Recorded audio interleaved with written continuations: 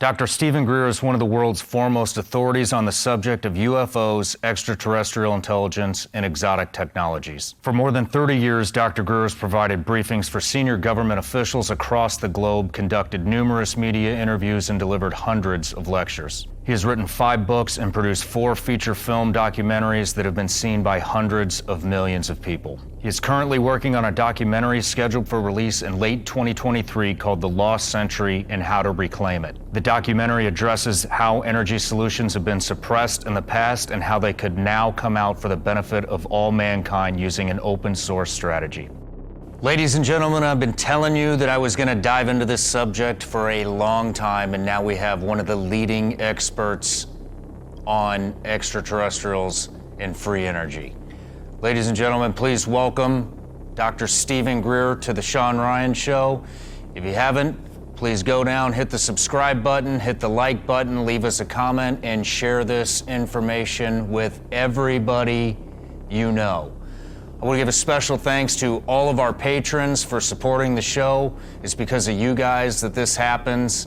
I also want to thank everybody who's just watching the show and sharing it. If you can't join Patreon, please head over to Apple Podcasts, leave us a review, and then head over to Spotify and leave us a review over there. All right, without further ado, please welcome Dr. Stephen Greer to the Shawn Ryan Show.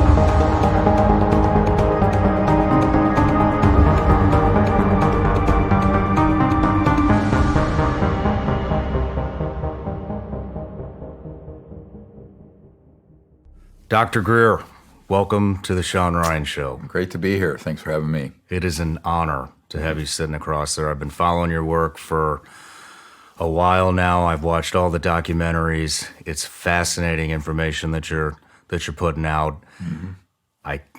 I can't believe you're even sitting here. It's a real honor. But it's an honor to be with you, and thank you for your service and everyone listening who's served our country. I appreciate that. Thank you for saying that. So just a little bit about you.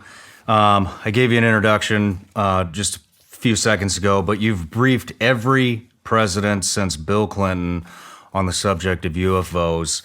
You have 3 personal friends that have been assassinated since, I believe, May 9th of 2001. And those were before. Those were before. Yeah. May 9th, the reason I bring up May 9th, 2001 is that's when you first hosted the National Press Club for the U.S. UFO Disclosure Project, which ironically was just 4 months before September 11th, 2001, where over 20 intelligence officers came forward with information about UFOs. Right. Whistleblowers. The main reason you're here is whistleblowers. Would you like to go in there? Yeah, I do. And I want to start early on. So the way this evolved in the early 90s, I'd started a project dealing with this. And we had set up a protocol where we had made contact with these objects. That ended up being on the front page of the Pensacola, Florida paper. Army intelligence and CIA found out about it, and then they came in and started asking me, what are you doing? How are you doing this? And that started a whole process where there were friendlies and unfriendlies in the U.S. government and other governments who reached out. And the friendlies were people who were very much read into some of these projects, who knew that they had been managed illegally. And they began to advise me. Now, I'm not never been in the U.S. government, never been in the military, never been in the intelligence community. So I started out pretty cold and pretty green. I'm an emergency doctor, trauma, big ER. Each of us saw 6,000 people a year. The Gun and Knife Club, we called it. And by 93, I was being asked to go up and brief the director of the CIA for Bill Clinton, R. James Woolsey. Now, I'm a 30-some-year-old medical doctor going up, and the letter that came to me, and this is the key point I want to make, stated, and I have it, it's in my archive, it's going to come out pretty soon publicly, and it says, you're going to be the first person to brief the Clinton administration and the director of the CIA on this issue, because they made inquiries and have been denied access. Now, huge red flag should go over everyone's head right now. You're talking about the President of the United States, the director of the CIA, making through channels an inquiry on something that they know is happening, and they're being denied access. So immediately I knew either that was a lie or the whole enterprise has gone off the rails in terms of being managed illegally and improperly. So at that point, I went up, took the meeting. The cover story was a dinner party for me and my wife and the CIA director and his wife, who was the chief operating officer of National Academy of Sciences, and our host, who was a think tank director for the Pentagon, and his wife. So there's 6 of us. And sure enough, he was very shaken. He absolutely had not been read in.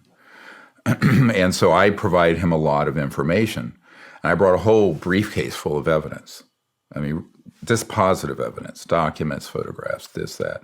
And this was 30 years ago this year, December 13th, 1993. So at that point, my whole paradigm tilted, where I realized there's something very wrong with this. And I didn't know anything about, the popular terms now, or the counter state, or the deep state, or secret government, illegal projects, on and on and on. It was off my radar, totally. You had no idea at the time that any of that was happening. This was, I had actually sort of a serious PTSD over this, because it was like completely upended, my world. And my thinking about our country and what had happened. So I started digging into this, and I'm a full-time emergency doctor. I was chairman of the department, and I got more and more involved. And I made an early call for people to come forward who did know about this. And at that time, the Disclosure Project, in that incarnation, let's call it, was called Project Starlight. And Project Starlight was a briefing process for the executive branch and then eventually members of Congress. So I ended up putting together all this information and whistleblower testimony, documents.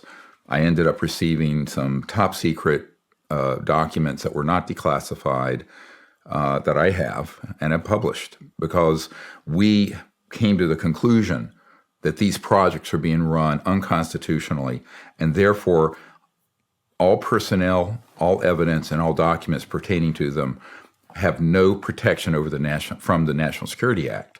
They cannot be kept secret if they're going to operate outside the oversight of the constitutional oversight requirements of the president and the Congress. What were some of the things that were in the top secret documents? Well, I have one that's from Nellis, the so-called Area 51 area, where there was a security alert by some civilian groups trying to see what was going on there. And it has the distribution list. The document isn't that important except for, because it was a security alert, but the distribution list is important because it has the project code names and code numbers. That document, which was dated 1990, in the 90s, is one of the documents I gave, for example, to the president's people, and also eventually when I briefed the J2, the head of intelligence, Joint Chiefs of Staff, Admiral Wilson. And that was on the top of the pile, because I said, look at the distribution list here, follow that thread. And so, for example, in the case of Admiral Wilson, now, he's head of intelligence, Joint Staff, Admiral. He made an inquiry into this based on a portfolio I had couriered to him, but he was denied access. And there's public documents now about this that leaked out. You can look it up. And what happened is that he was also threatened personally and with demotion. So this was all happened kind of prior to my stand-up briefing at the Pentagon for him, which happened in 1997, over 25 years ago, 26. And it was a very disturbing event for him. For me, by then, I was battle-hardened. I realized what was going on. He was shocked that he had been threatened and denied access to these projects. I wasn't, because I said, well, you're in good company. The SecDef, Secretary of Defense has, the President, the Director of the CIA. And by then, I had met with key members in the Congress and Senate Intelligence Committee. They had all been pushed aside and denied access. So by then, I had already accepted this new paradigm of there being, as Senator Inouye said, and I'm quoting, there's a secret government with its own Air Force, its own Navy, its own funding mechanism that's above the law and free from the law itself. I'm almost giving an exact quote here. And, that's something that most people have to understand first off here, is that what we're dealing with is not a sanctioned or even a normal black project. And I can say this with authority because I am working now with people who literally manage the black budget of the United States currently. And they were denied access to all these projects. They had no idea that there were deep black pass-through projects. We'll get into this. How is this done? Structurally, organizationally. What's the architecture? So it took me a long time to unravel this. Mm-hmm. And I had to do it through multiple documents, corroborating witnesses, people on the inside who came forward. So in 2001, by then, I had concluded neither the White House nor the Congress was going to touch this. So we launched the Global Disclosure Project, where I gathered together the first 20-some of these military and some corporate people and had a press club event. It ended up being seen by about 800 million people. Interestingly, the first hour of it was jammed. There had been jamming devices put on the structure of the National Press Club. But it eventually got up, and it used up every T1 line in the city available back then in 01. And, what happened from that was that then there was a whole movement launch that is going to this day. It's a very slow process. You're dealing with U.S. government, moves like a glacier. And that's complimentary. But I think that the reality is you can't blame people. There are these sweeping conspiracy theories that are all wrong. That, somehow, I was just talking to a congressman yesterday who had this idea that there were people in his party who were hiding things from him because they knew things, because the process going on now in the Congress, much of it is in classified skiffs and briefings that I know about. But in reality, those people who are trying to get to the bottom of this, they don't know anything. I mean, they're still asking, is that tic-tac, as they call it, this UFO footage, you can drop it in that are Hornets, F-18s were chasing off of San Diego. Is that, from China? And of course, as soon as I saw it, I matched it to a 1967 image we have of a Lockheed Skunk Works, so-called anti-gravity device. So that would be us. It's us. It's U.S. Well, let's call it global. It's part of this secret government asset base. So to give people a little deeper unpacking of this is like at the end of the meeting with Admiral Wilson.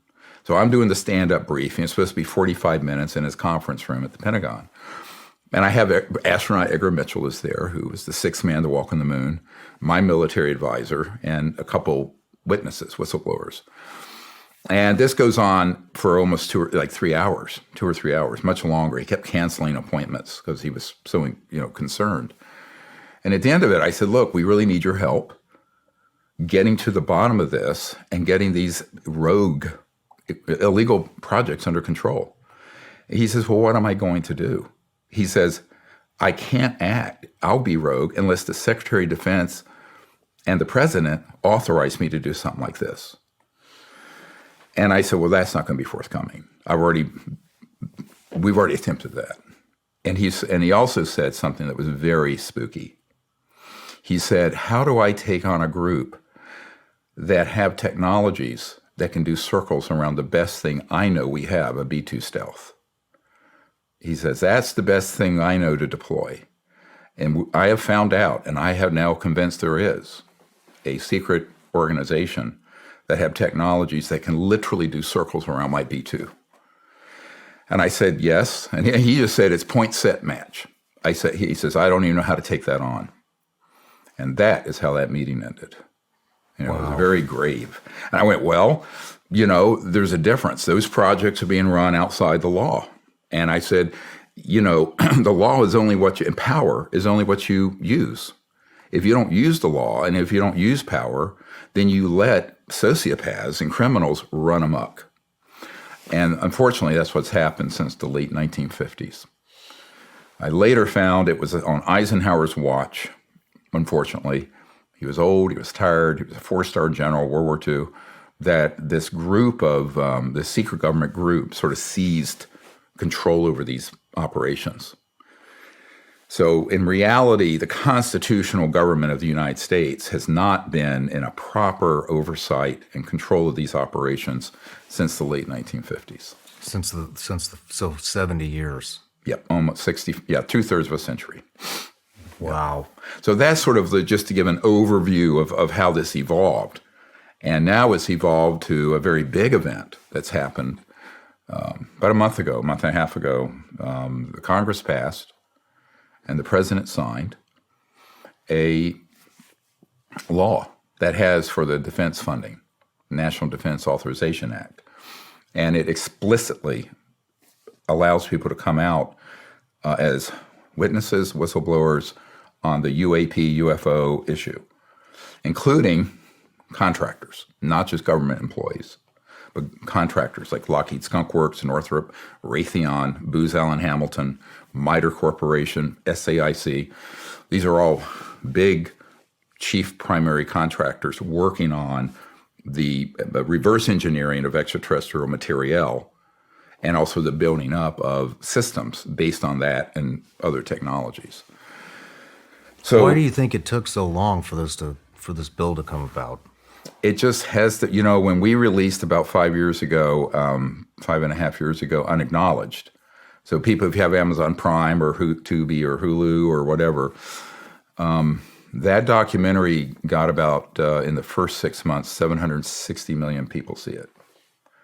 Now, most of that was pirated, dark web, Pirate Bay, whatever. It's fine.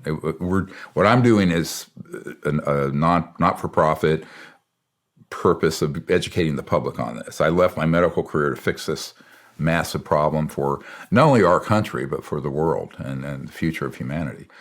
But that, caused a lot of stir, and it triggered a series of events that has now led a few years ago to the law being passed that the Director of National Intelligence must report on this issue to the Congress.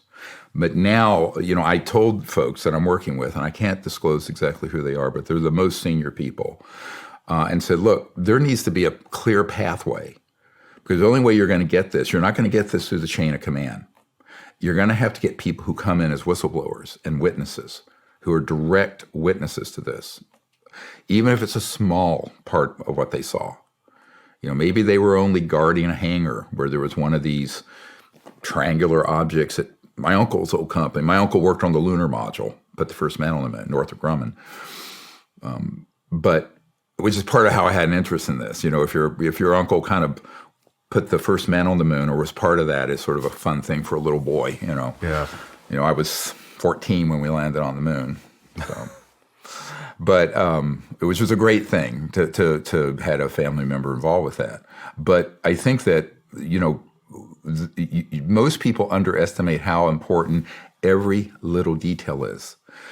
So what I did in the 90s up to the 2001 event, and what I've done since, is put together sort of a whole puzzle, a mosaic, based on thousands of little pieces of data. Mm-hmm. So, the evidence is easy to get your mind around one at a time. What's hard to get your mind around is the entire intelligence analysis that has to go with it. So that's what I've specialized in, is gathering that data and then connecting all the dots. How does this corporate operation interface with this base and this SCIF? For people who don't know, the Secure Compartmented Information Facility. Yeah, a SCIF is where highly classified documents, conversations, mission planning, Right. That's where it all happens. Right. Is in a SCIF. Right. Yep. And I've been involved with that, although I wasn't supposed to be. But I get ushered into places, even though I've never been in the government. I will not accept a clearance or a secrecy oath or non-disclosure agreement. So all this I'm telling you, I can tell you because people who know the system will know I hold my own clearances in that sense. I can say what I want to whomever.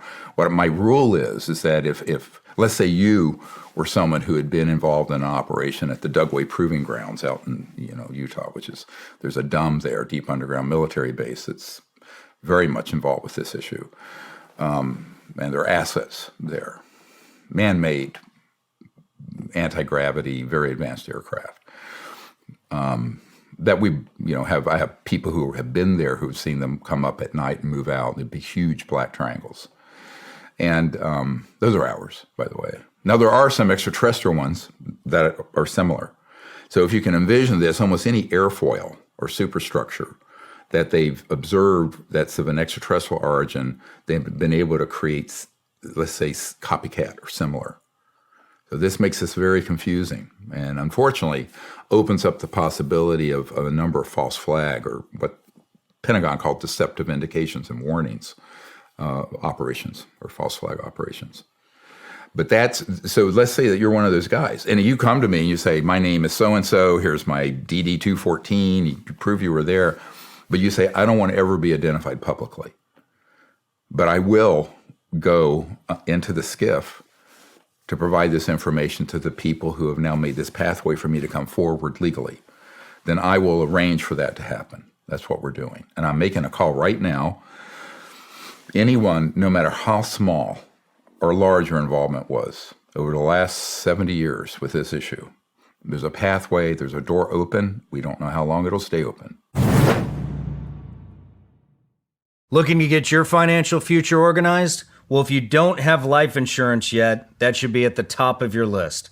Fabric by Gerber Life is the easy one-stop shop you need with life insurance and other family finance solutions all in one place. Fabric was designed by parents for parents to help get a high-quality, surprisingly affordable term life insurance policy in less than 10 minutes.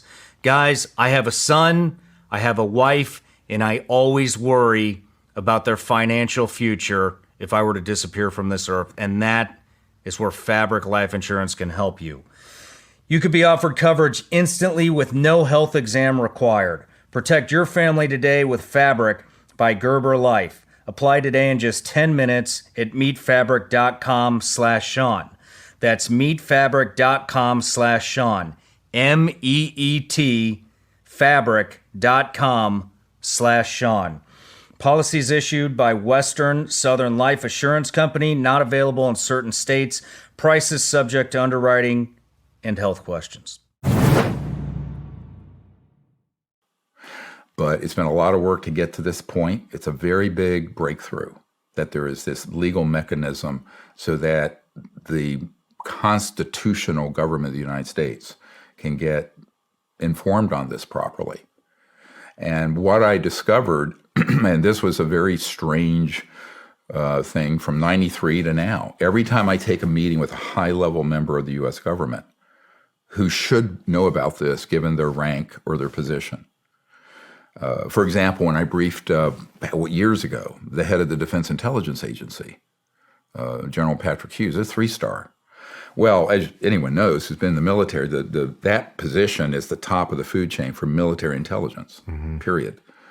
It's and the DIA is like the CIA for civilian. It's military. He had completely been denied access. The director of the DIA is completely denied access. I had a multi-hour meeting with him in his office with my senior folks. And it was another, See, these data points, people remember them as I go through them. How, in what universe can the head of the DIA or the CIA or the president or the chairpeople of armed services in the Senate or in the Select Committee on Intelligence not have been read in on this? When we are funding it, we estimate there's somewhere over the last 70 years, $8 to $10 trillion that have gone into these projects that are unaccounted for. Remember, the day before 9/11, we have a videotape of Rumsfeld at the Pentagon. I'm not sure he knew it was being recorded because I'm shocked that he said it.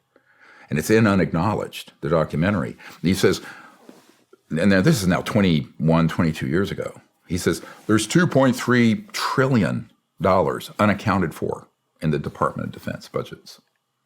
Trillion, not billion. How do you have that much money unaccounted for? Oh, you do. Let me give you an example. I believe it. They say, it costs $2 billion a plane to make the B-2 Stealth. It's about $150 million. The rest of it goes through the back door into these unsanctioned projects that neither the president nor the Congress knows. Never mind the American people. Multiply that across the whole system. So we'll get into this in a moment. There are other more creative ways of this organization, this secret, illegal organization. I view this group that's doing this as the world's largest RICO, racketeering influence corrupt organization, like a mafia. But they've become pretty much untouchable till now. And I'm not saying we need to go after them aggressively in a negative way, but it needs to be disclosed. And we need to have the people's representatives and the constitutional government at least informed about it. And they are not. The thing that's most shocking to me, even to this day, is that every time I take a meeting with this, and you're meeting with someone of that rank, like the General Hughes, here's a 3-star in charge of DIA. It was so crazy that he's sitting there, and we start talking. And he had made inquiries through the chain of command of DIA. He says, the only thing I've gotten, he goes over to it in his conference room for the general. I had a bookshelf, and there was a little, corny little like E.T. doll, like you'd see at a toy store. Mm-hmm. And he grabs it. He says, this is all I've gotten for my inquiries through the channels. He was in a rage. I said, and I was going, yes, sir, this has happened to most of your folks who are in your position, unless they were brought in and came up through the ranks because they were identified as sociopaths who would break the law and run an unsanctioned illegal operation for decades. There's your criteria. Now, people like yourself, let's say you had been assigned to a project dealing with this. You'd have no way of knowing, as it way up at the food chain, that this was an illegal operation. There would be no foundation. Yeah. So you would have been completely innocent. So all of you guys listening and women who, if you have been involved with this, you're not culpable because you're not at that policy-making level where you are willfully insubordinate to the Constitution, which, everyone takes an oath to protect and defend the Constitution of the United States against all enemies, foreign and domestic. Writ large, domestic here. Because, the worst treasonous acts that have ever happened to any country that falls is from within. Yep. So that's what we're talking about here. So I want to be very clear about it. I know I'm coming on a little bit strong on it, but I am so outraged after dealing with this for 30 years and seeing this drag on. So what my concern is that now that this law is in place, and it's only a month and a half on, right? We need to move expeditiously, quickly through that door that's opened. Because who knows when someone may slam it shut. And there's a window we have to go through. And I think that we've started that process. So what I'm doing is putting out a request, and to appeal to people's patriotism. My father was hand-to-hand combat on amphibious landing unit World War II and had pretty bad PTSD from that, although they didn't know what that was. But I kind of feel like we have to look at this and go, given how this is operating, it's our patriotic duty to fix this problem, just from the point of view of the rule of law and civilization and the Constitution. Otherwise, what are we? We're a bunch of monkeys running around the jungle without the law. Yeah. The other issue is what's behind the secrecy. That was my question. That was when my first meetings with people, like the CIA director, after like 10 minutes of going through the evidence, he says, yeah, I know this is real. He wanted to know, why is it this level of secrecy? Who's keeping it secret? How are they doing this? So that is actually the bigger question. The evidence you can get your mind around. We have it. It's been out there. If you look at Unacknowledged, if you get the book, we have a book called Disclosure. It's 500 and some pages of transcripts of these original top secret people's testimony and documents. It's all in there. So you can get Disclosure book. You can get Unacknowledged, the book that goes with the documentary. It's there. But understand, and we also describe how this is operating. But the why behind it is kind of banal, in the sense of it's money and power. So let's say you have something that would fit on a little table this big, and it's a generator, and it's pulling energy out of what's called the quantum vacuum, or zero-point energy field, which was proven to exist back in the 50s.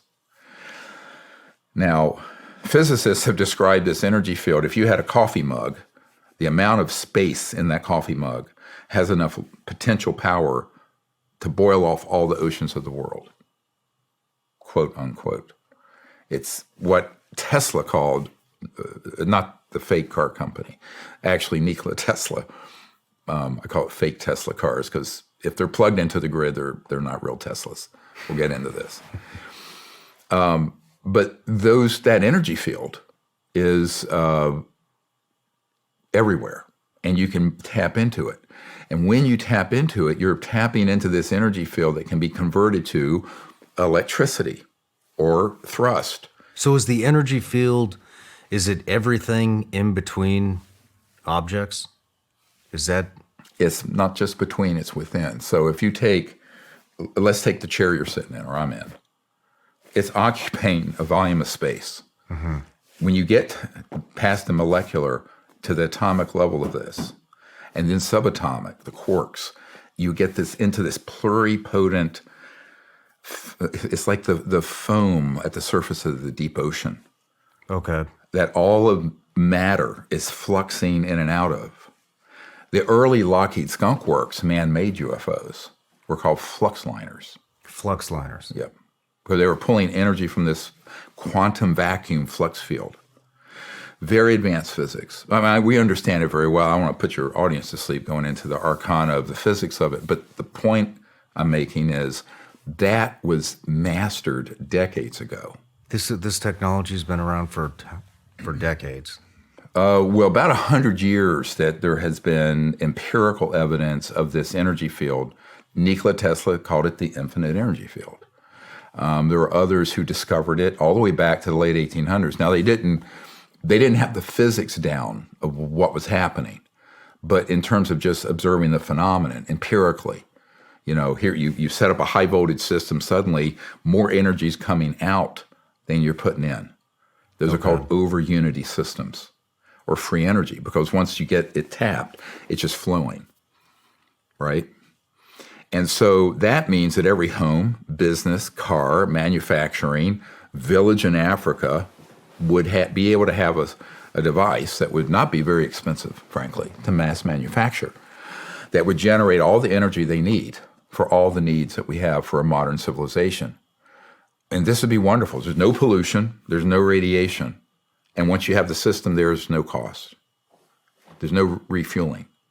The bad news is that if you're an oligarch, a global oligarch, controlling the macroeconomic system, big oil, big global systems, and let me translate for those of you who've been in the Middle East, our vital national security interests translates to one word, OIL, oil, energy. So the problem is, if that technology were to be disclosed, it's a quadrillion dollars. It's $1,000 trillion or more in proven assets, oil, gas, coal, public utilities that are obsolete. It's like Completely it's like obsolete. a royal typewriter or a horse and buggy. That's what they're protecting. So the entire energy field, everything that has anything to do with energy becomes completely obsolete at this point. Yeah, and all and all transportation systems, internal combustion engines, jet engines, rockets, surface roads. So now, surface roads, I say that only because when you take that same physics and do a torsion, a counter-rotating field, you can get what's called an electrogravitic effect, where, or anti-gravity, pop culture term, it's a terrible term, it's not anti-gravity, but you can create this electromagnetic field where an object becomes essentially weightless and can move. This is why if you look at the radar tracings of these things, these objects can be moving at 200,000 miles an hour, make a right-hand turn. And there are occupants on these. Now, any pilot knows if you had the G-forces of that, your brains would come out of your nose. Mm-hmm. There's no way, it'd be fatal. But because it's correcting for 1G, and there's a sort of a bubble, an envelope in space-time that this object is moving in, there's no limit to what it can do. So they don't feel the G. They don't feel it and go straight up, at like one of the radar things we have from Belgium, I got from the Belgian Air Force, was an object that was at, slightly above AGL, a few feet above ground level. And it went from there to boom, like 100,000 feet in one radar swoop, boom. We have a lot of cases like that we've collected. And, the question at this point is, how is that happening? Well, we know how that's happening. And so here's the issue with disclosing all this. When you get past the superficial level, here's a machine, here's a device, here's this, the scientists like myself are going to say, well, how is it doing that? And if they have a thinking brain, mm-hmm. which of course this is a big assumption now with our educational system collapsing, sorry to say, but my God, the kids that are now trying to get educated in the system now, God help us all. So, but the fact is that's going to be asked. Now, what's interesting is that the Pentagon has officially said those objects that have been released of the Tic Tac and other UFOs that have been documented with sensors on ships, on board aircraft, and in space. Well, they're not disclosing those sensors, but I know what they are. Those are physical objects moving without any known means of propulsion. Go look at what's been said by the Pentagon. Now, what the person who said that, the Pentagon, says we don't know how they're moving because that spokesman hasn't been read in to these deep black projects that are in this parallel universe of this secret government. It's been my job to collect the actionable intelligence, the documents, and the people who know this and put it together and put it into briefings for people. So I've provided this to every Minister of Defense and Secretary of Defense for the 4 of the 5 Eyes, which are, of course, U.S., Canada, Australia, UK. I have not done it for New Zealand. But, in every single case, when I've met with these guys, either they're former or current MOD heads or what have you, they've said, we were never read into this. So this data point, let me extend the data point globally. So some years ago, there was this really amazing guy named Lord Hill Norton. He was a 5-star admiral. They used to call him a Sea Lord. Don't you love? I love the British. They're fantastic. A Sea Lord.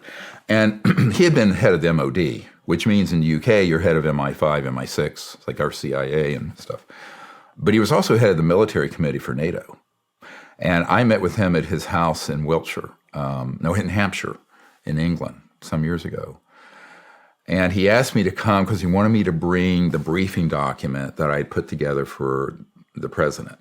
I think at that time it was the late Clinton years. And I said, all right, I'll come over. And I went over with my 4 daughters and wife, and they went off to see the Salisbury Cathedral. And I went and met with this former MOD head. And he was livid. He says, this never came across my desk. I was never read into this. And I said, and yet I have files from your own MOD about the landing of one of these objects at the Bentwaters, Rendlesham Forest, Bentwaters Air Force Base. No kidding. Yep, I have the documents. I have the trace landing. I have the U.S. military Air Force people's testimony that were there. So at this point, I have about 1,100 of these folks. What's a trace landing? When one of these, in this case, it was an extraterrestrial vehicle, not one of the man-made ones. So we call them ETVs for the ones that are of extraterrestrial origin. The ones that are man-made are often called ARVs, alien reproduction vehicles, meaning that they're simulating, not totally, but simulating the energy propulsion capabilities of what we've reverse engineered and studied since the 40s. Okay. We'll get into this in a moment. What's the technology transfer arc from the 40s to now? And that's very interesting. It's going to be in our new film called The Lost Century, and How to Reclaim It is the subcaption title. But the Minister of Defense was furious, and you know, he was a bit bombastic and kind of, you know, his piercing blue eyes, a real character, but he was, I think he was hurt. I mean, if you have that level of responsibility and you find out you were zoomed on probably the most important military and intelligence issue in the 20th century, in 21st century. He said, well, why wouldn't they have told me? He said, it becomes personal for these men. And I said, well, let me ask your question with a question. And he said, oh, what do you mean? He thought I was being an impertinent Yank, which I can be. But no, I was doing it as sort of a way of sort of illustrating this point. And I said, well, what would you have done if you had found out that there was an organization and a project, global, that had engaged in assassinations, wet works of innocent people, killings, so CIA term wet works for, you know, if you're on the watch group list, which I have been on, and that is engaging in all manner of criminal activities up to and including drug running, has embezzled trillions of dollars from Western economies, and they have the technologies that would save the Earth's biosphere in a generation in poverty, but they are now an existential threat to the world and to the United States and your country, United Kingdom. And he almost jumped out of his chair and says, I wouldn't have stood for it for a bloody minute. Like that, just in a rage. And I went, well, that's why they didn't tell you. He says, what do you mean? I said, because you're not a sociopath. You're not someone who would absolutely, willfully know about that and go along with that agenda. And I call it, because I'm a doctor, I call it a soul biopsy. They do a deep psychological analysis, and they will test people early on in their career if they will do the right thing or the wrong thing. And if you're willing to do things that you know are ethically wrong to get ahead, it's the very definition of a sociopath, then you get groomed little by little by little by little by little. And I said, but you are deemed not to be of the right stuff. Not John Glenn astronaut right stuff, but the right stuff for someone who had been involved at that level, higher level, because you would never have gone along with that agenda. And if you hadn't gone along with it and you knew about it, they would flat out kill you. Absolutely. Like the Secretary Forrestal, for a fact, was thrown out of a hospital window and killed. General George S. Patton, in an alleged automobile accident, was killed because he wanted to disclose to the public the anti-grav device that looked like a saucer that we got from Germany in 1945. How do I know this? Because Paul Mellon, one of the few billionaires in the world who funded Adolf Hitler, along with Prescott Bush, George H.W. Bush's father, Henry Ford, and Watson of IBM. Paul Mellon was one of the few billionaires at the end of World War II, the Mellon family. And his grandson's on my team, who happens to have been Senator John Warner's son, the Republican senator from Virginia, just passed away. And Paul Mellon told John Warner IV that when the war ended, they went over and grabbed this thing because Adolf Hitler, his aerospace geniuses, were working on this disk that was not jet or rocket. It was electrogravitic. It was electromagnetic. They hadn't perfected it. They were working on that. We had the atomic bomb.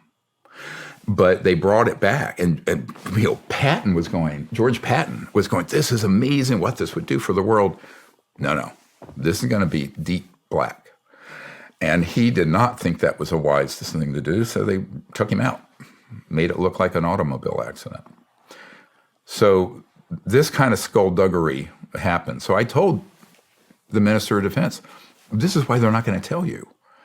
And because you're a good man, you're patriotic, you're sincere, you have morals and integrity and ethics. No one like that's going to get at the top of that food chain.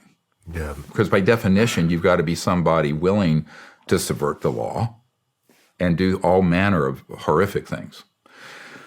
And this is where people have to understand there have been CIA directors who were involved with this. I dealt with one who was helping us after he retired, Bill Colby, CIA Director Colby. When was he director? Ford Nixon era. Okay. Way before my time, but he was an old guy wanting to help us. A lot of these people, when they get old enough to think they're going to meet their maker, they get a conscience or they have a change of heart, as they get up into their 70s, 80s, like that. But it has nothing to do with your rank. This is what people have to get their head around. Whether you're president, CIA director, SecDef, this senator, this member of parliament, if you know about it, it's because you were read in because you're willing to go along with that agenda. If you don't know about it, you have the same rank. It's because they assess that you wouldn't go along with that agenda, which is an illegal operation. Yes. So this is what everyone needs to get their heads around. Now, the only way to resolve this are people who don't. I had this fire of tests where I started out very early in my work on this, involved with the director of the CIA and the head of Army intelligence and all these sort of people. For a reason we can get into in a moment, because basically my group had discovered the Rosetta Stone of being able to contact these objects, and it works. Go look at the movie Close Encounters of the Fifth Kind. It's kind of out there stuff, but it's real. So I think that when you start to entertain this idea of how this is structured, you got to get your mind first around that. But also, on top of the fact, and this is a really key point, please listen carefully to this. We have this bill that we worked to get through that now gives a pathway for anyone to come forward. Now, they will be coming forward to folks who are going to take them into a skiff, and it'll be TSSCI type stuff. So their testimony may or may not get to the public. If they provide it and are willing to provide it, I will provide it to the public. Why? So listen very carefully. By 1997 in the fall, we had concluded, my military advisors and all these people, that I had sort of a kitchen cabinet. Because everything you're hearing me done, we've done without an office, without a paid staff, without a budget. It's all been a labor of love. I put probably $15 million into doing this. 15 million. Yeah, earnings and everything. I don't care. I mean, when I realized what was at stake, it's like, I walked away from my medical career to do this, which is very hard. I still have dreams about being in the ER doing stuff, but that chapter is closed. And plus, I'm too old. I'm 67, so I'm not gonna. That's not an older guy's game. It's tough. I was mountain bike and surf. I had to have fun, but what you realize by this time, and I've gone through all these meetings and briefings. I said, well, this is an illegal, unsanctioned operation. And if it's illegal, it's outside the Constitution. And therefore, all the National Security Act laws and all the non-disclosure agreements all these men have signed are vitiated. They're null and void, canceled. So we wrote a letter, and those of you in the military may know this kind of a ruse. It's called a UNOD, unless otherwise directed letter. Okay. And the way it works is I wrote a letter that's an assessment. And it said, based on the following meetings, and intelligence we've gathered, it's our assessment that all projects related to the UFO issue, including the man-made research and development projects and the extraterrestrial issue, have been run in an illegal fashion outside the Constitution because the people who should know if they were sanctioned don't. And they have been deliberately lied to and deceived. Because of that, they cannot enforce legally in any court in the land a prosecution against any whistleblower, anyone with materiel, and anybody with documents. And I said, and I gave 90 days for all the different, it went to every head of every agency and relevant Department of Justice, FBI, the whole alphabet soup. Return receipt requested. So you got it, signed for it, got it back. And I waited the 90 days, and then I declared, okay, now we're going to go public. So I pivoted from doing these private, off-site, often, briefings for members of Congress and executive level folks over to a publicly disclosed project. And that was how Project Starlight, which was this quiet operation that I was doing just with senior folks in the government, became the Disclosure Project. And so the Disclosure Project then led to the 2001 National Press Club event you mentioned on May 9th. But there was a process here. I want people to understand. I wanted to dot my I's and cross my T's, that I wasn't running afoul of the law, and I was going to give the U.S. government every opportunity to do the right thing and get their move into this issue. And they wouldn't. The president was intimidated. Members of Congress didn't know what to do about it because they were individual members. They hadn't come together and passed a law. That took another 20 years. Mm-hmm. See, I'm trying to give you the arc of this so people understand the context.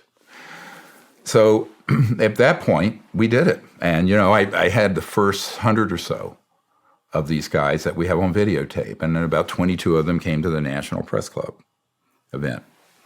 Now, the ones that are the more deeper sources, some of them didn't want to come forward because they were afraid. And even though they knew about my unless otherwise directed letter, that was from a civilian making the statement. And they wanted an official pathway. And I said, well, I don't control the Congress. I can only, sort of advise folks. And if they don't do it now, and this is why this is such a huge breakthrough for people listening to this show, there are a lot of Navy SEALs and Delta guys and Force guys and certain Marine branches that have been at facilities, been tactically or operationally involved. We need you to contact us. And here's the website, SiriusDisclosure.com. But you can just write to info@SIRIUS disclosure.com. And we'll handle it very confidentially. If you don't want to be known publicly, you never will be. But I will arrange for you to be brought to the correct people in D.C. who are the best folks I've ever found. They're former special operations military that are now the equivalent of if they were in the military, they'd be a 2-star general, but they're working in the congressional end helping with this. And they're not known by the public. It's not what you see in the media. And they will see that information gets to the people who need to know. I can't be more specific because I'm walking a razor's edge here with what I'm saying. But that's what we're doing. And we need people to understand that this is a patriotic duty given what is at stake. Because here's what's at stake. First of all, the Constitution and how intact is the constitutional government of the United States. That's been completely subverted by this issue and the people who control it. Secondly, the future for our children. I just had my 12th grandchild born. What kind of world do we have? I always tell people, we don't have a free market. How do you have a free market if the most important scientific technologies in the last 100 years have been ruthlessly suppressed, people killed, and they've been illegally classified so that we're still burning diesel and jet fuel A? Yeah. We don't need it. Now, do you want to talk a little bit about why they're hiding all this technology when it comes to free energy with the utilities and everything, just to piece it together for everybody? I do. It's one word or two words, money and power. Now, when you're talking about, most of us think, gee, money, do I have enough money to put my kids through college? These guys that's not the issue. It's massive macroeconomic geopolitical power. Because now we're talking hundreds of trillions of dollars in assets. Mm-hmm. Now, keep in mind the entire U.S. government budget, whatever it is, $5 trillion, it's a rounding error. And most of that's not discretionary spending. That's entitlements, Medicare, Medicaid, Social Security. So when you're looking at these interests that want to maintain the status quo of the world financial, macroeconomic, and energy system, they will do almost anything to maintain that, even if it kills the planet, keeps, right now there's 3 billion souls on the planet that don't have any way to cook their food. They're chopping down rainforests and shrub in the desert in Africa. They don't have any electricity or gas. Yeah. 3 billion. This just came out in The Economist, a mainstream economic journal. So how do we, and that, of course, builds into the extreme poverty. It leads to radicalization, terrorists, resentment of the West. I mean, there are huge implications for this mistake that was made almost a century ago. Now, and this is known by a number of people, what a huge mistake this is. So when you're talking about the motivation here, I mean, people have killed for a lot more than $900 trillion, And the level of corruption is worrisome. Now, in 92, General Albert Stubblebine III, Bert, who had been head of Special Forces and Army Intelligence, Fort Huachuca, he intercepted me after we had this major contact event out in Florida and near Pensacola. And he subsequently, about a month later, personally offered me $2 billion to not pursue what I was doing and become part of his team. $2 billion. With a B, in 92. And I thought it was a joke, and it wasn't. And he described to me a sort of a black fund that they had gotten from the collapse of the Soviet Union in Eastern Europe, and that I would have complete access and control over it. But I have to be on their sort of team. They were trying to neutralize what I was doing.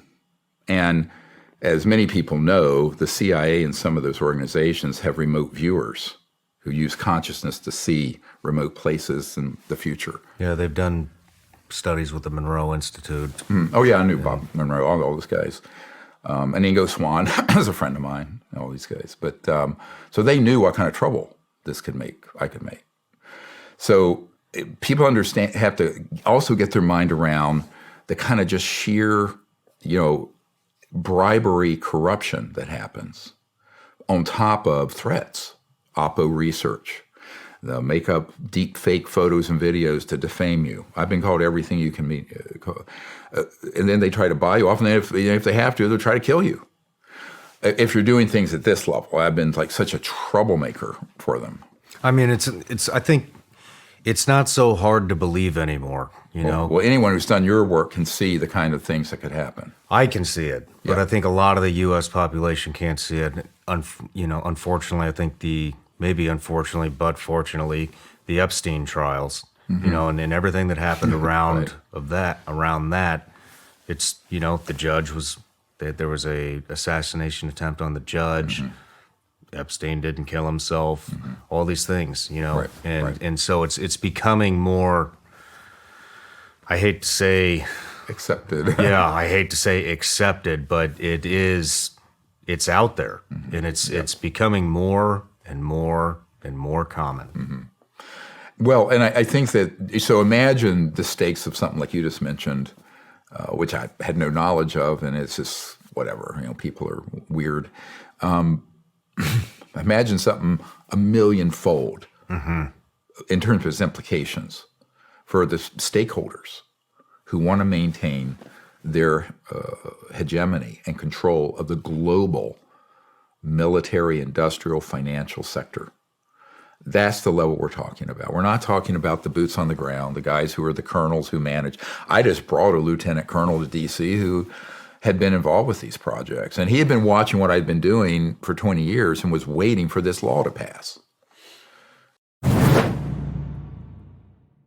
Friends, with so much chaos and danger in the world these days, I highly recommend you stock up on emergency food right away. Let's face it, you're going to need this food, and now is the time to get it before it's too late. Go to mypatriotsupply.com and stock up on their popular 3-month emergency food kit. When you do, you'll also get $200 worth of survival gear as a free bonus. You'll need this gear when things fall apart or the grid goes down, or anytime you might have to fend for yourself. To see everything you'll get, go to mypatriotsupply.com. Your $200 bonus gift comes free with each 3-month emergency food kit you order. That way, everybody in your family can be prepared.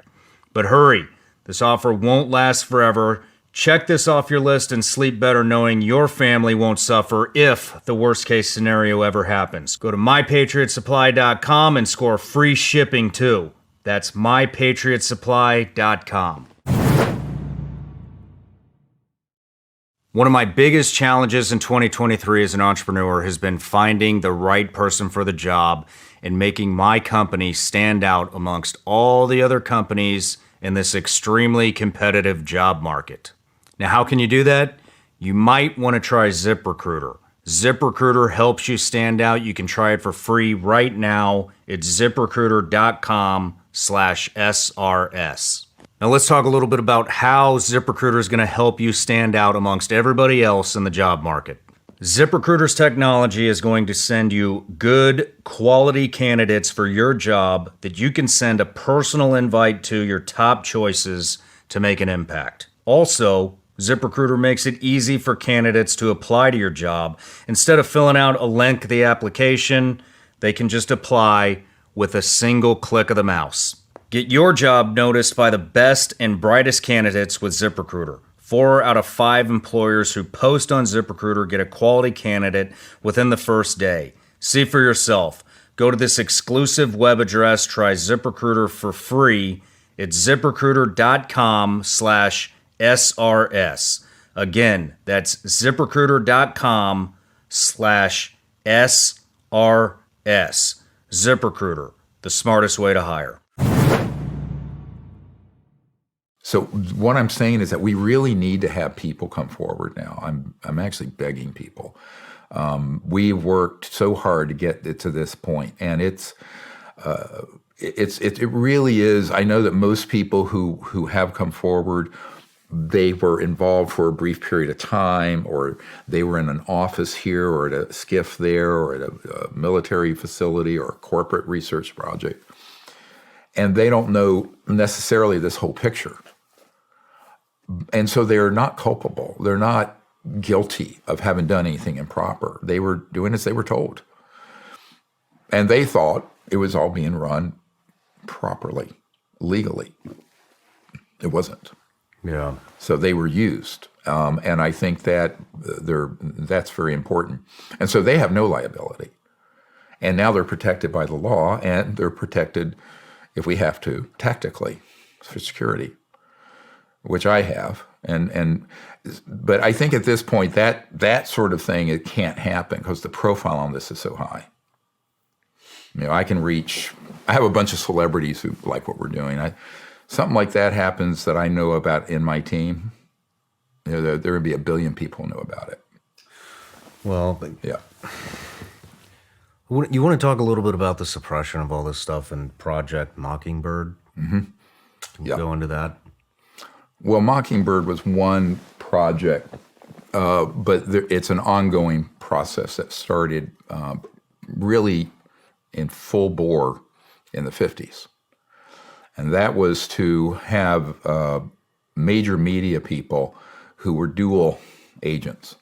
They were in the media, but they were also on the payroll of the agency, CIA or others, who, and I have a document we published from I believe it was 92, where it says, it's a CIA document, we have people in every major news organization, it says it flat out, that are there to control, stop, alter stories at our request. So here's, I mentioned one myth, and that is that we have a free market and a free economy. We don't. It's managed. Because there's no way we have a free market economy when the most important sciences and technologies of the last 100 years have been ruthlessly suppressed.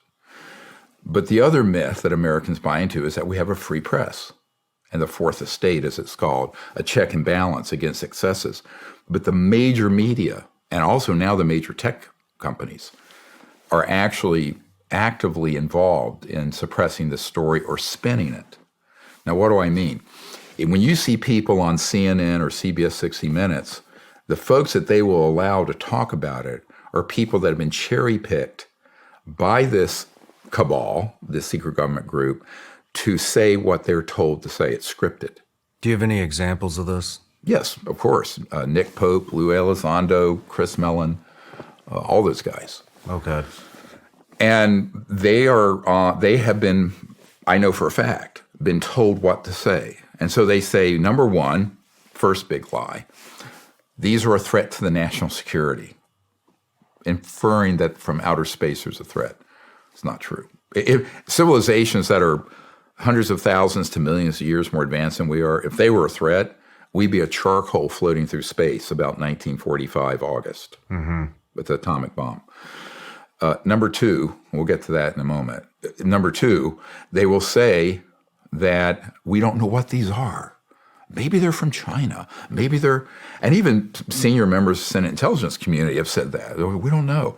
Because some of those guys have gone up there and whispered in their ear all this disinformation and spin.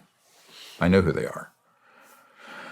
When in reality, we know what they are, where they come from, which ones are man-made and which ones are extraterrestrial. We absolutely have that data. But see, someone like myself saying that, that's going to get cut out of any show. For example, I was on a show, it had 22 million people listening live back some years ago. And I started talking about some of the senior membership of this committee that's running this covert program. And I got to one name. You know, I talked about Admiral Bobby Ray Inman. He's been involved for decades with this. And then he went to the Board of Science Applications International Corporation, SAIC. It's one of the crown jewels of contracting on these exotic propulsion and energy systems. And then I think it was during the election, the second election for W, I mentioned that one of the most senior people is Dick Cheney. And we went to an unscheduled commercial break. A voice broke in.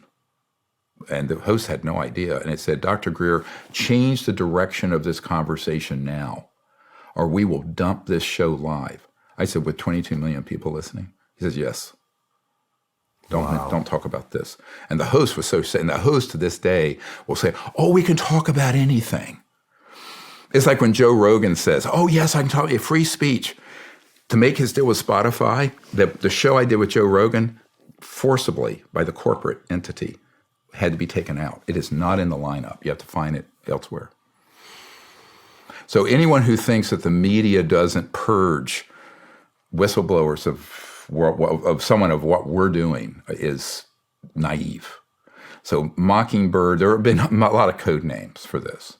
But we have a Air Force Intelligence, AFOSI guy that I have on tape. And it's in the unacknowledged documentary. People should look at it. It's for free. You can see it for free on all these sites. And he was at Kirkland Air Force Base. And he admitted, and I'm quoting, taking bags of cash to people both in the local and national media, reporters, to secure their cooperation with telling stories or altering or putting a spin on them. So that corruption and rot reaches very firmly into the fourth estate and now big tech. And, where it's been proven now through files released that people are shadow banned, algorithms are changed. We had a whistleblower that we put his interview, he was willing to do it posthumously. So I did the interview with him. He died. His wife sent me his death certificate. And then I uploaded it on our YouTube channel, which I have. You can go to it. And his name was Pawlek, Pawelec. And he had been involved in the development of the embeddable radio frequency chips. Really? Yeah. And he knew of their use in simulating alien abductions that were being done by the CIA and military. We'll get into this in a moment, how deep the deception goes. So we put this up. In a few days, it hits 675,000 views. And then overnight, we check, and the counter is down to 6,700. They went in and chopped off those numbers so it would take it out of the algorithms as a trending video. I've seen it happen. Yeah. And so people who think that doesn't happen, I just want to say, I got a bridge to sell you to nowhere or swampland to sell you because they're just simply naive. And this is another reason why we have to find creative strategies to do this, because the corporate, if you look at the major media, there's a handful of individuals and corporations that control all of them, all of it. And that becomes a problem when there's this collusion between these covert operations and corporate. Now, to give a little history lesson, late 1800s, early 20th century, something developed called fascism. Of course, now anyone that you disagree with, you call them a fascist. Mm-hmm. But the definition of fascism were large financial and corporate interests controlling government policy and what the government would do against the interests of the people. That's what fascism is. Go look it up. Thomas Jefferson warned of it. He actually wrote warned of the unchecked power of the corporations corrupting government. That's where we are, but on a massive scale globally. So that's happened with the media, it's happened with the government programs, and it's happened in other sectors, financial, what have you. So the interests of we, the people, have gotten run over by the interests of a relatively handful of extraordinarily powerful corporate and individuals. How many people do you think are involved at that level? There are 200 or 300 people on this committee. And one branch of it is called MAGIC, the Majority Intelligence Committee, MAJI, but committee is a MAGIC. Well, I have a document that lists it. So this is in my book, Unacknowledged. That document's in there. It's a secret document that I acquired and published. They can't punish me because I declared the project's illegal. A lot of people say, how have they not pursued you? I said, they can't. Because I had an FBI guy say, I said, let's put the handcuffs on right now and get on the dance floor. Because this is going to go to the, even if it goes in camera, it's going to go to a court, and I will be able to prove. Because what are we going to do? We're going to subpoena the CIA director that I briefed. We're going to subpoena the senators I have briefed. We're going to subpoena the head of the Defense Intelligence. And all these people will have to tell the truth or lie under oath, that in fact they were left out. And so I said, I don't think you want a court case like that. Now, people say, man, this guy's a son of a bitch. Well, I'm sort of a fighter, and I'm not intimidated. But, so they offer me $2 billion. I go, fuck off. Oh, sorry, my language, but, get lost.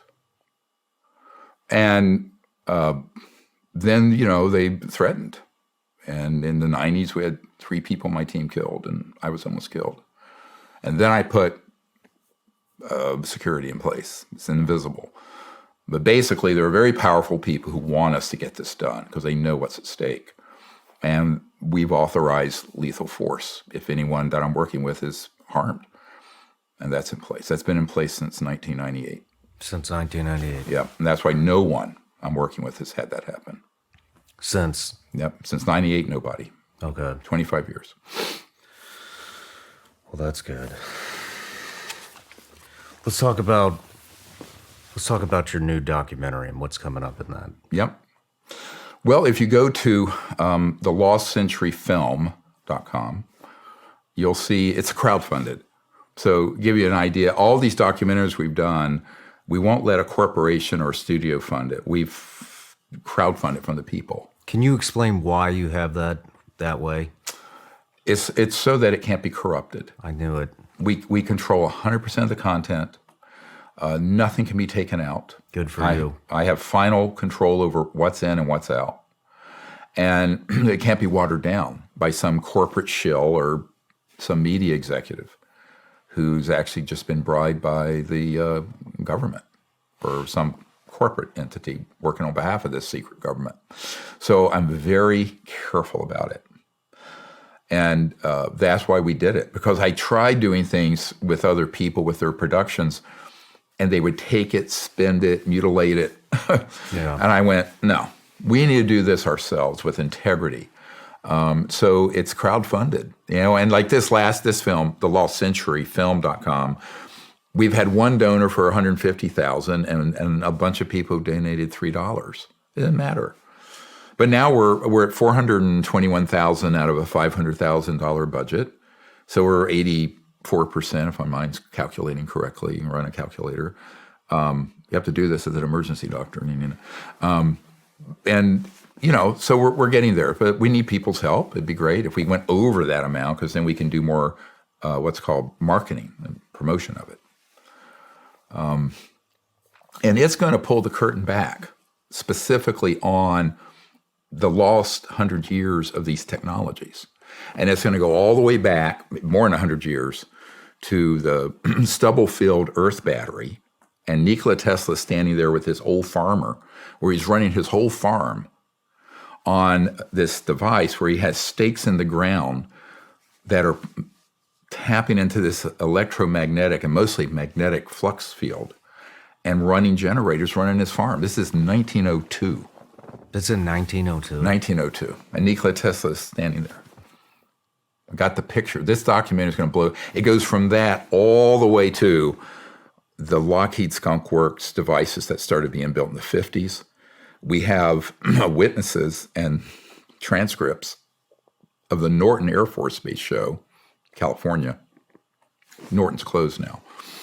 But they had an air show in 1988 where there were 3 of these man-made UFOs, ARVs, alien reproduction vehicles, hovering in this hangar. And we have those fully illustrated. We have enough detail. We actually have the schematics of the interior. You have the schematics of the interior? And the exterior, how they look. And these were built, interestingly, the witness who was there, who was an aerospace designer, saw that the components in it, now this is 1988, were from the late Mercury era. So the Mercury capsule, which was late 50s, early 60s. And they had markings and charts on them where they had been out in space around our solar system. They were specifically told these had gone through the solar system. Now, those were from the late 50s, early 60s. No jet fuel, no rockets. Are these going to be in the dock? Yep, everything. So this is going to be shocking. It's going to be a shocking thing. Oh, yeah. So it's about an hour and 48 minutes right now. We're just finishing it. We just had a great guy who's a supporter, the Limp Bizkit lead guy, Fred Durst. He's agreed to narrate it. So He's narrating it? Yeah. That's awesome. So I just got out of a studio with him a couple of days ago where we're laying down the track for the narration. But he's a great guy, very smart, super supportive of what we're doing. Good. Yeah. So what else is going to be in there? Well, we're going to actually have a lot of the devices going through the 20s, 30s, 40s, 50s that weren't the flying devices. But I'll give you an example. There was an inventor named Floyd Sweet, and he had a solid state device, looked like a little bigger than a cigarette pack, that you could attach to an electric motor, say for a car. It wasn't plugged in. Once it got going, it was a 0 point quantum vacuum flux, and it would run a 300 horsepower motor. So imagine having a 300 horsepower motor in your Tesla or your truck, and there are no batteries. You don't have 900 pounds of lithium-ion batteries, and the lithium-ion batteries really are destroying the environment. And you never have to plug it in. About the time he was going to he was meeting with some people at GM who thought they were interested, but they were actually just trying to find out what he had. After that meeting, he died suddenly, suspiciously. How? People claiming, well, he dropped dead of a heart attack. And that was plausible because he was an elderly guy. Mm-hmm. But before that, he had had an assassination attempt. He was going up some steps, and a sniper was trying to shoot it, but he didn't know it, but he tripped just as the bullet went right past his head. And we have the testimony of a lieutenant colonel who who was involved in this case, who is a physicist also. This is going to be shocking to people. Oh yeah, Utterly shocking. You know, these mysterious deaths. Some people are like, oh, you know, that no way. Well, it does. We talked about the Epstein stuff. Let's talk. You know, the guy that invented the Hydra car, gone. Oh yeah, right? yeah. It's I mean, gone. there have been so many. I've worked with people And then there was, who've done that. if you could refresh my memory, but wasn't there somebody else that disappeared and they just happened to be involved in one of the mass shootings? Yeah, there have been a number of folks where things get set up like that around them. There was a guy doing up this recent shooting up in New York where there was a man who had recreated this water fuel cell where your car could run off water. Yeah, and just bizarre stuff. So one of the problems with all these inventors. I mean, it's not a coincidence. No, these are hits. Yeah. But the problem is that if you're a brilliant electromagnetic engineer, but you don't know the bear you're about to poke with that technology and what they'll do to keep it suppressed, you're destined to fail. So one of the reasons we're doing this documentary is to provide the context so that people who do have these devices come to us, and we have a strategy that we briefly outline in this documentary of how to fix this problem. Well, how do you fix it? The big mistake people make, they try to patent it, and we have actually a national security order denial on a patent of one of these devices from an inventor I know. So we're going to prove this is not a conspiracy theory. Here it is from the patent office. So they ain't going to allow it. It gets confiscated. We have a patent examiner who's a PhD physicist testify that they confiscate these things. That's in the movie.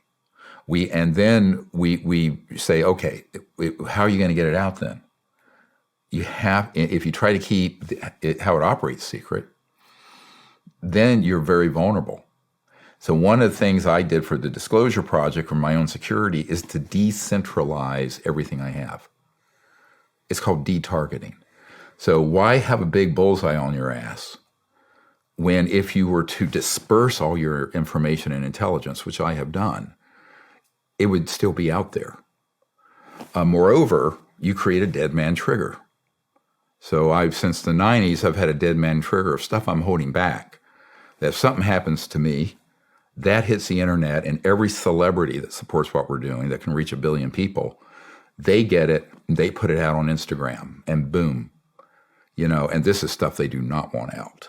Mm-hmm. It's names, it's stuff that I have not released, and where and who. But people say, why don't you release it? I said, well, this is one of my insurance policies. But what these inventors don't get is that they don't do that. They have no SecOps, so they have no security protocols. They just think I have a better mousetrap, the world's going to beat a path to my door. When in reality, Murder Incorporated beats a path to their door. Okay? Or it just gets confiscated. Most of the time, it's not even that. They're so crazy. They think, we're going to keep this secret. Nobody will know how it works. And I'm going to just sort of be able to get it out there without no one proving it.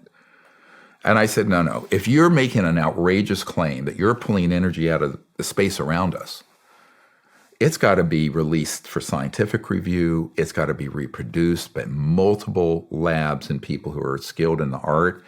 You got to open source it. Open source means it's just out there. Mm-hmm. At the first level. Now, maybe at the second level, you could patent because then the whole world knows. So what we're proposing is that at a level 1 phase of these new technologies coming out, we're going to leave the things that fly alone, because those could be missile delivery systems. But the things that would run your house, your car, whatever, a boat, a truck, those need to come out like 100 years ago. So the way to do it, and this we outline, is that we would disclose it publicly on blockchain-protected systems massively, multiple celebrities. And the first 20 of these devices we would reproduce would be running Demi Lovato's home, or Leo DiCaprio's house, or Dave Grohl, the Foo Fighters, or whoever, all these people interested in this subject. Why? Because the media could suppress this, but you can't suppress dozens of celebrities with 1 billion followers. Yeah. Got it? I mean, sort of like it's a very well thought through strategy that's unconventional. Because my view is you put a boulder in front of where we're trying to flow, but if you're water, you just flow around it. No, I mean, it makes perfect sense. Even if they do try to suppress it once, because they Yep. could take the post, they could take the video. It's already been out It's there. out. So many people have already seen it. They would have to delete the accounts before it gets out. Well, they'd have to tear down the whole internet. So our plan would be to have a multi-nation, multi-site, blockchain protected release of the schematics, how it works, everything about it, so anyone could reproduce it if you know how to do that. I mean, I couldn't even make a toaster oven. How many people do you think are out there that know how to produce this kind of technology? Oh, hundreds, Hundreds. maybe more. Over the years, there have been thousands of these devices that have come and gone. Most of them, people just take it to their grave because they don't understand the strategy of what they need to do. So they'll make a deal with someone financially, and that someone is fronting for another interest that suppresses it, buys it out. It's called black shelving. Happens all the time in the corporate world. And you want something that's a competition, you create a corporate entity, you fund it, get controlling interest in it, and then you just put it on black shelf. I know of multiple devices that would literally save humanity and the planet that's happened to. So you can't do it that way because the legal and financial traps are real. The national security applications that have been abused under the patent law are real. The Lost Century, this film is going to prove all this to the extent that the public, and it's an hour and 48 minutes, but it's all there. So I think that what we're asking people, there's another ask, if you know of someone or you have one of these systems, get it to us. We have a strategy and the contacts to get it out. Now, the second level, people say, well, I did all this work. I just want to make money on it. I said, that is the second phase. So once it's disclosed publicly, it's a little bit like DARPA creating the internet. So everyone uses the internet, and there's no one who owns the internet. But now that whole platform has created dozens of billion and trillion dollar companies, right? Mm-hmm. That's what needs to happen here. Because I think we have it, if we're lucky, 20 years to make this transition. Why do you say that? Because the rate of decay of the biosphere, but also the geopolitical problems we're facing, when you have this growing number of the world's population in utter despair and poverty, and that's all based on the fact of the zero-sum game of our energy and financial system. There's no changing that. I mean, if all 8 billion people on the planet live like you and I do, with air conditioning or trucks, the price of a gallon of fuel would be $100 a gallon. So the system we have now requires the geopolitical and military instability. It's a natural outgrowth of it. This is why when I had this conversation with Senator Barry Goldwater, who was the senior senator from Arizona who ran for president in 1964 and lost, John McCain took his seat. And I was at his home in Paradise Valley. I was just there this week, but this was back in the 90s. And he said, it was a goddamn mistake then and a goddamn mistake now. This was ever kept secret. And because he and I had this long afternoon discussing this and what the implications of the secrecy have been, but also what are the wonderful implications of fixing this. Because it's nothing less than starting a whole new chapter in human civilization, where in 20 years, there would be no poverty on the planet, no pollution, unbelievable abundance.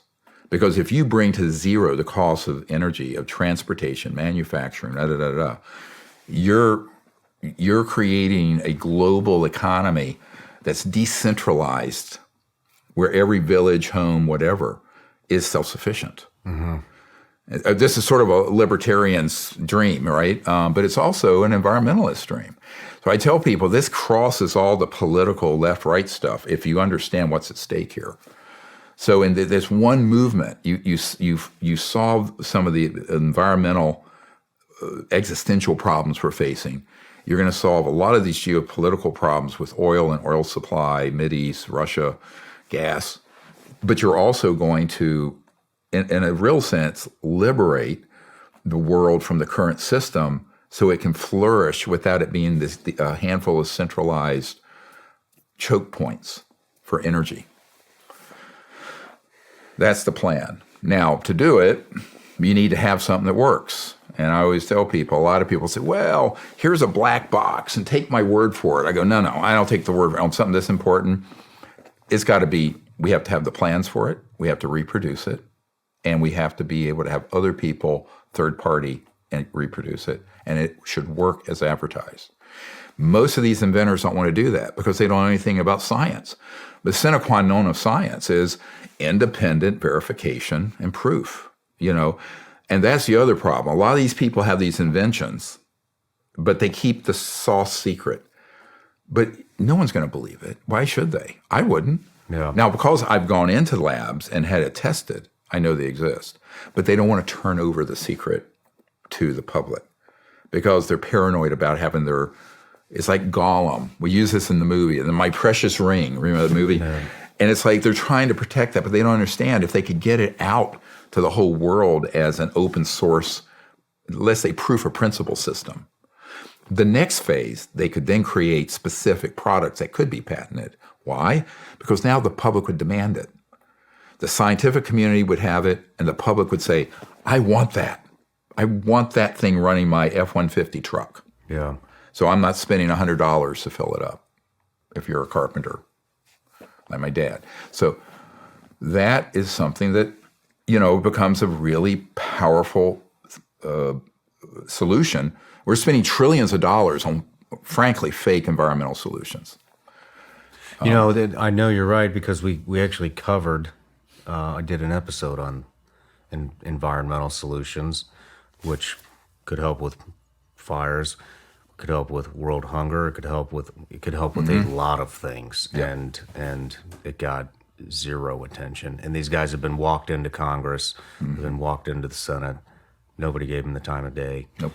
And they need to contact here. If someone has something like this, and the reason they need to contact us is that I've worked with inventors since '91 who have had some version of these, and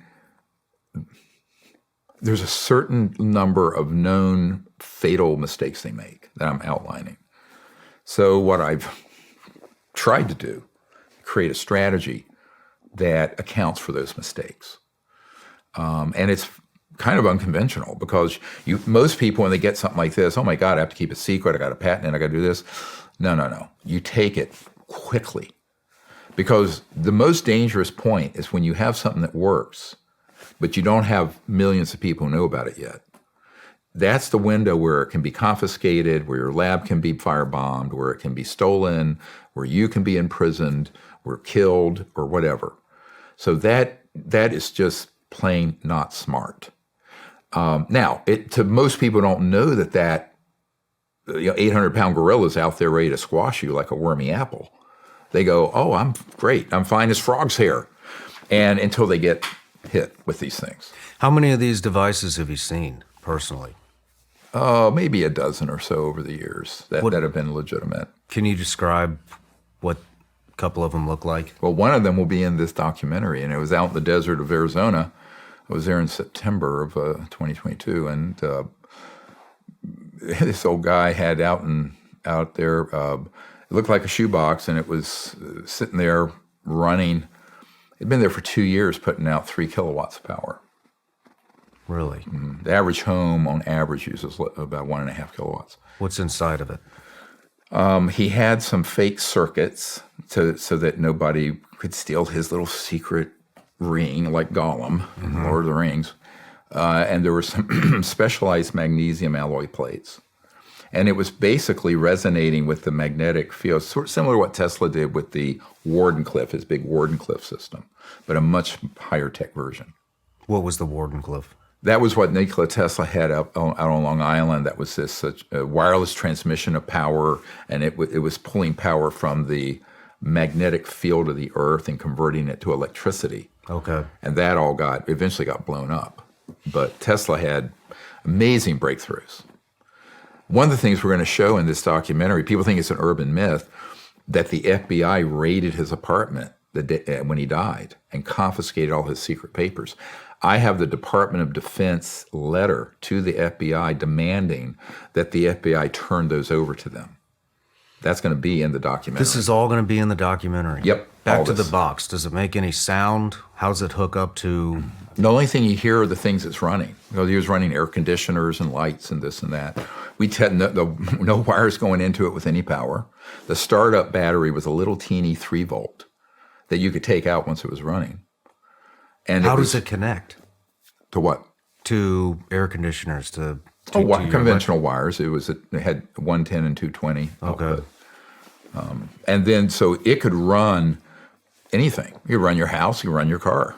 How did this guy have it hooked up? Was it into the, did he have it wired into the fuse box or what? No, he had, because he didn't want to have that on the grid. When he did it on the grid, the power company saw that there was something going on, thought that there was a solar panel tied into the grid that wasn't legal because you have to get a permit. And so he had it off. He had his own workshop, another part, out on his property, just running independently off of it. Okay. So all the wires, air conditioning, refrigerator, everything. Makes sense. Yeah. And so, but his strategy is to keep it secret. And he said, well, if someone got this and tried to figure out what was going on, I have a circuit in there so it destroys itself. It's this sort of paranoid inventor stuff, right? Which I get. He spent a lot of time and money and his life's work. But I say, dude, this is how you take this to the grave. He's elderly. So what I have seen over and over again is very frustrating, is dozens of these accounts where they got it to a certain point. No one knew exactly how they were doing it. They kept all that secret. Next thing you know, someone's bought it off, they've died, or whatever, and it's lost forever. So we have to break this cycle. It's a crazy cycle. You've seen a couple, around a dozen, I believe you just said. Are they all very similar? Oh, no. There are very different ways. There are like probably 18 ways to skin this cat. Really? Yeah. Are they all small, compressed, size of the shoebox type? No. There are some that are big rotary systems that are bigger. Yep. So you'll see in the documentary, I think we feature maybe a dozen of them historically that have existed with photos and videos and test results. It'll be an interesting documentary for people who we want to pull the curtain back on those systems all the way up to the reverse engineering and the things that fly that Lockheed Skunk Works and Northrop Grumman and these Raytheon have. This is going to be, I cannot wait to see this documentary. It's coming out in June. June 6th. June 6th. Then you have June 12th. Yes, so 6 days later, we're going to have a National Press Club event, again, Disclosure 2.0 in Washington, D.C. I would love to be there for that. Yeah, well, you're invited. And we need as many media people and podcast people there. The weekend before, that's a Monday, that weekend before on the 10th and 11th, we're going to have a conference open to the public where we be unpacking the intelligence archive, everything we've collected. Right now it's about 5 or 6 terabytes. Okay. It's huge. It's like crazy. Tens of thousands of government documents, photos, videos, drawings, and testimony of, I think we have 109 cases of crash retrievals where... 109 cases? Yep. And you will see, when you see the drawings and what the military guys described and the retrieval of these, that's all going to be there. Now, are these all these people that are bringing this information to you, and I think there's going to be a lot more because the whistleblowers, for your call out, where are all these people coming from? Are they all from the U.S.? Are they coming from all over the world? Some have been Canadian, Australian, UK. We have a big Russian file from the KGB era that was given to me. That's in the archive. Very interesting cases, landing cases. Marina Popovich, who was Pavel Popovich's wife, they were both cosmonauts, had encounters in a case where one landed an extraterrestrial vehicle landed, and we have all that information. I flew her over in 1995 for this Project Starlight gathering, the very first gathering of these whistleblowers and witnesses. And then in 97, we did it again as for members of Congress off-site in Georgetown. And, chairman of committees were there. At that stage, none of them had coalesced into a movement to get where we are now. And then in 2001, we did the National Press Club event. So this has been an evolving process. That's, when people say, when do you think this will be done by? I said 1993. So 30 years ago, in my optimism and naivete, I thought, well, if I put the best evidence together, and that's what we called it for the president at the time. It was Clinton, his CIA director, all these guys. The best available evidence, BAE. You'll see that in markings on some of my notes that are in this archive. We're also going to release all those documents. Last night at dinner, we had discussed some of this, and you had mentioned that you have video of an extraterrestrial being dissected. Photo. It's a photo. Excuse me. That is very strange from 1920s. The provenance of that is very interesting. A woman contacted me, and her grandmother had worked at at the Trinity site on the Manhattan Project. But then they got moved to Roswell. And her mother was there when those three craft went down. We found two of them. One wasn't found until 1951. And by the way, that was an early DEW, directional energy weapon, that downed those. And people say, oh, they crashed in a thunderstorm. I'm quite sure if you can go through interstellar space, you can navigate an Earth-based thunderstorm. But I have a document, and this is in the unacknowledged book, of a field agent writing to J. Edgar Hoover about this so-called Roswell event, saying that these flying saucers, they called them, discs, crashed because we had switched on a new, quote, radar system. So for those people who don't know, radar is often a euphemism for both a system that detect objects, bouncing radio waves off of aircraft, but also in some of them are active warfare systems, electromagnetic warfare systems. So they had an early electromagnetic system in that new radar system. And this field agent, Guy Hottell, Hottell, wrote to J. Edgar Hoover as a field agent. I have that document. When I released it, the FBI had to release it. It became the most watched, looked at document on the FBI site. But it flat out says that that's what happened. So that woman, the grandmother, somehow went from the Manhattan Project to being at Roswell. Well, why? In 1947, the Roswell Army Air Base, it was before the Air Force was formed, was the only atomic bomb squadron in the world, the 508th Squadron, and the whole planet. So she was there because she followed that operation from the origins of the atomic bomb, out at White Sands and out there, to New Mexico. So when that event happened, apparently someone must have brought in, this is conjecture now, some kind of archive of previous encounters with these objects that went way back. And someone in the photo lab took a picture of a picture. We've proven that's what it is. And it's a extraterrestrial on a dissection with a group of doctors and what looked like some suits in the background. And we've had the top medical historian in the world look at the equipment, the suits, the gloves, and dated it from between 1922 and 29. Now, the rest of it we don't know. We don't know what event that was, where it was taken. We're trying to track down the personnel that are in there, but we're talking 100 years ago. What does the ET look like? Does it have arms? Does it have legs? Yeah, arms, fingers, legs, eyes? head. The head is covered with a towel. Apparently it was badly mutilated. It had a weird, almost like a spine on the front, like we have a sternum, that you could see, like a bumpy thing. Different hands and feet. 2 arms? 2 arms, 2 legs. Oh, yeah. They're all like that. Yep. Okay. Yep. And not tiny. I think it was around 5 feet. It's hard to tell from this photo. So we have a lot of material like this. It's going to be in there. That's going to be in the doc, too. Not in the documentary, in this archive. Okay. So one of the things we're also trying to find is someone who can develop, we talked about this, a website, so that we're refining this archive. This archive I'm handing off to the U.S. government already, the raw data. But we want to organize it more. Right now, it's just hundreds of thousands of things.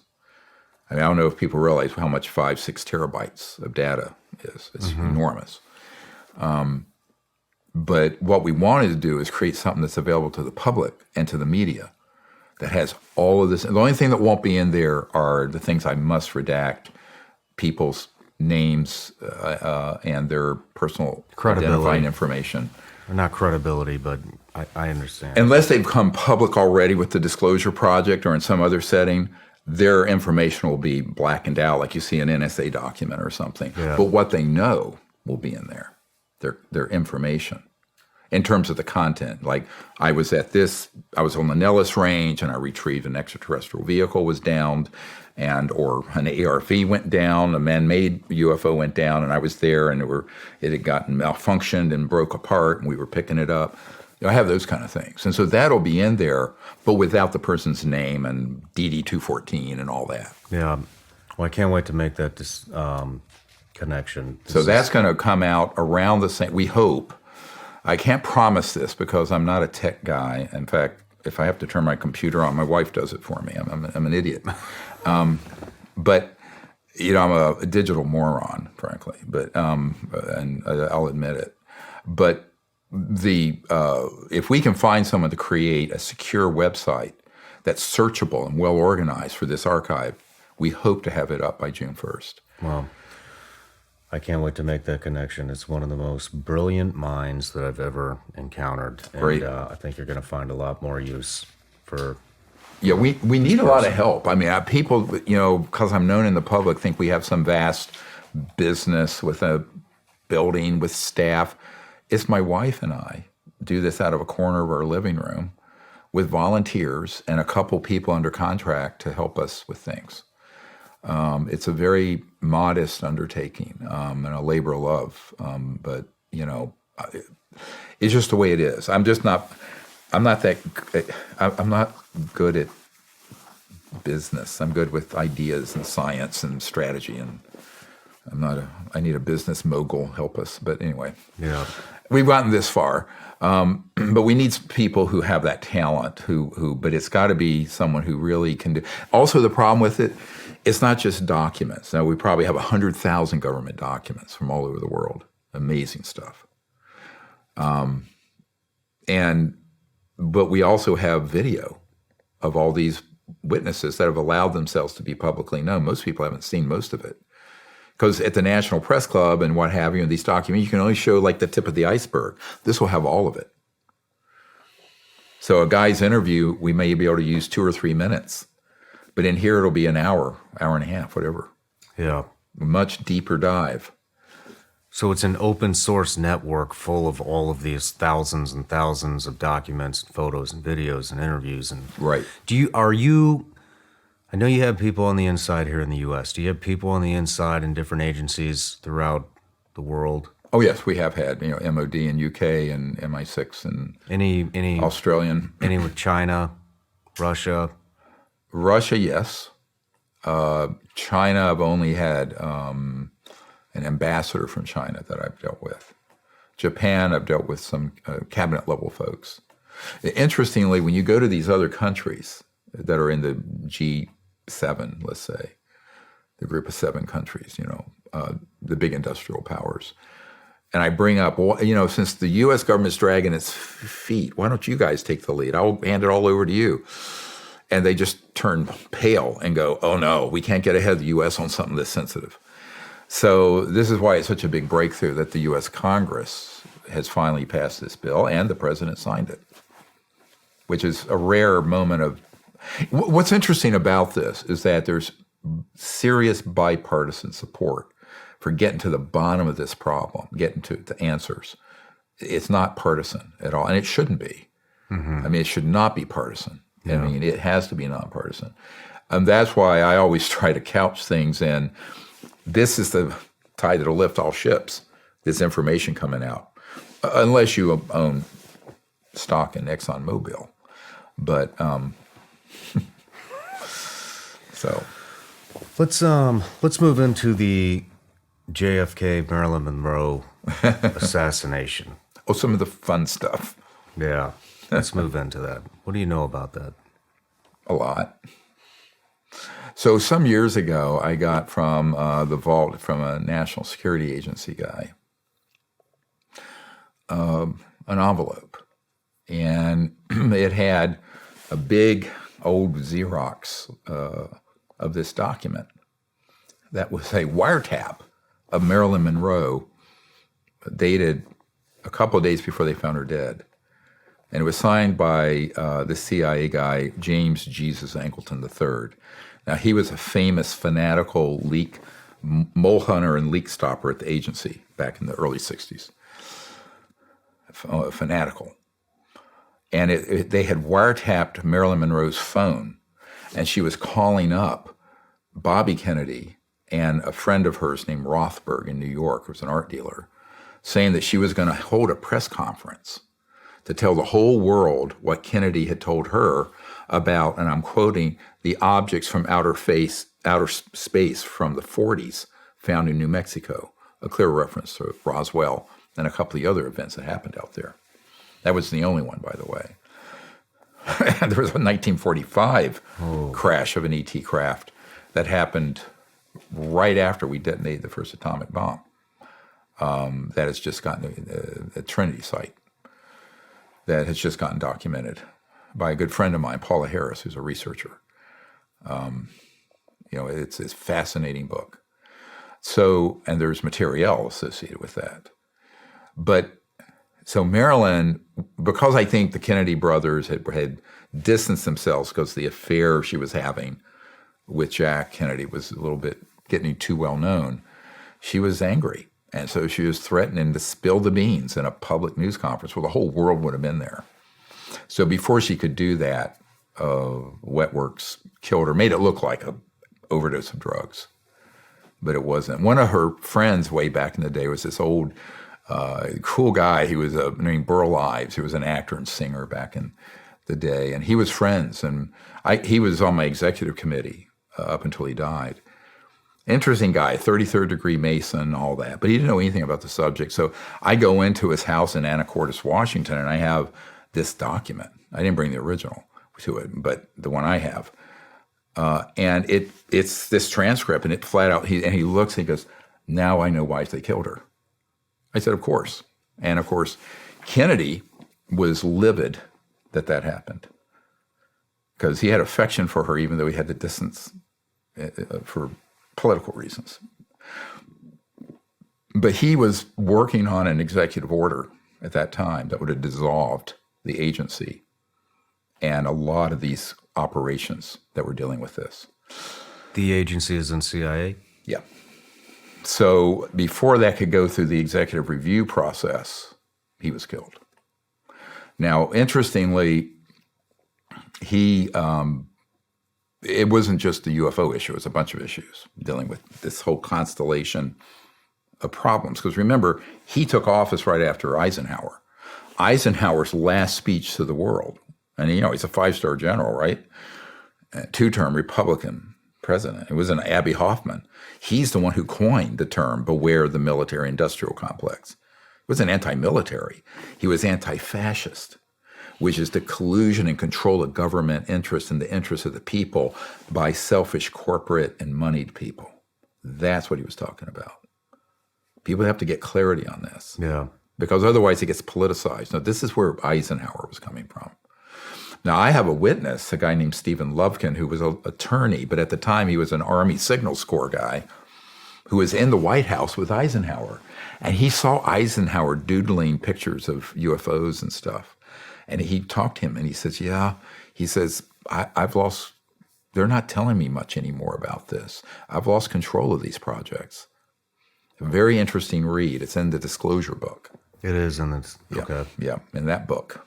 And so it's a worrisome situation because I've been able to piece together the presidential level of this back all the way to Roosevelt. By the way, Foo Fighters, yes, it's a rock band, but they named their band, Dave Grohl was in Nirvana, after what a Foo Fighter is, which is what a UFO was called.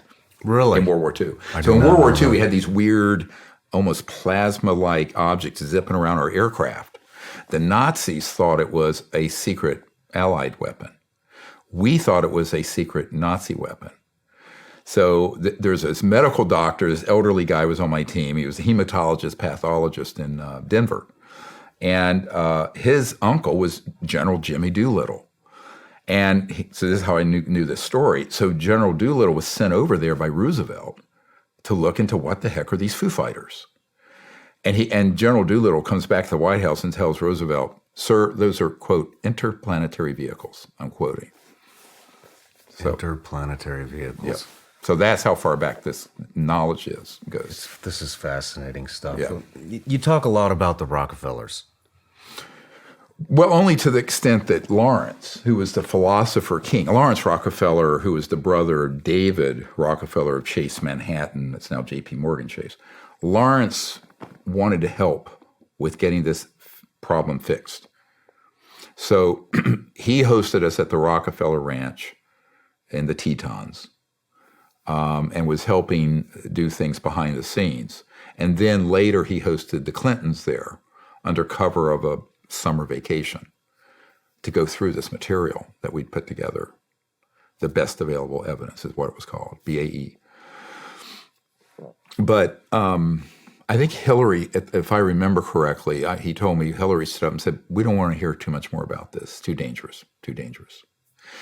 But he and I got to know each other quite well. His heart was in the right place.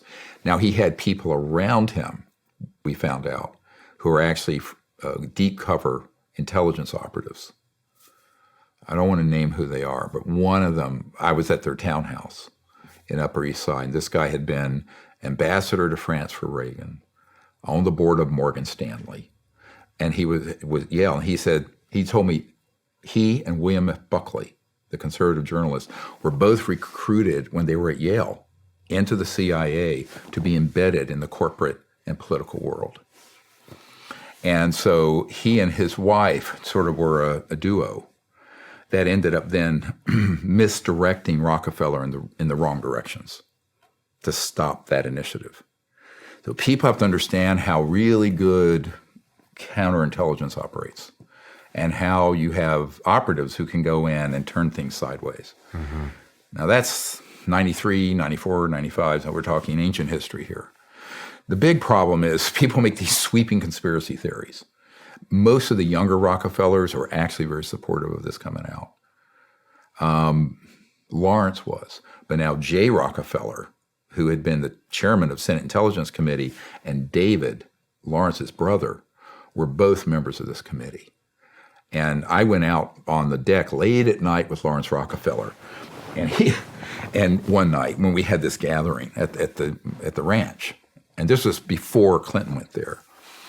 And he turned to me and he said, "My family," referring to these other folks, "are jumping up and down on my nuts," quote unquote, because I'm even talking to you and doing this.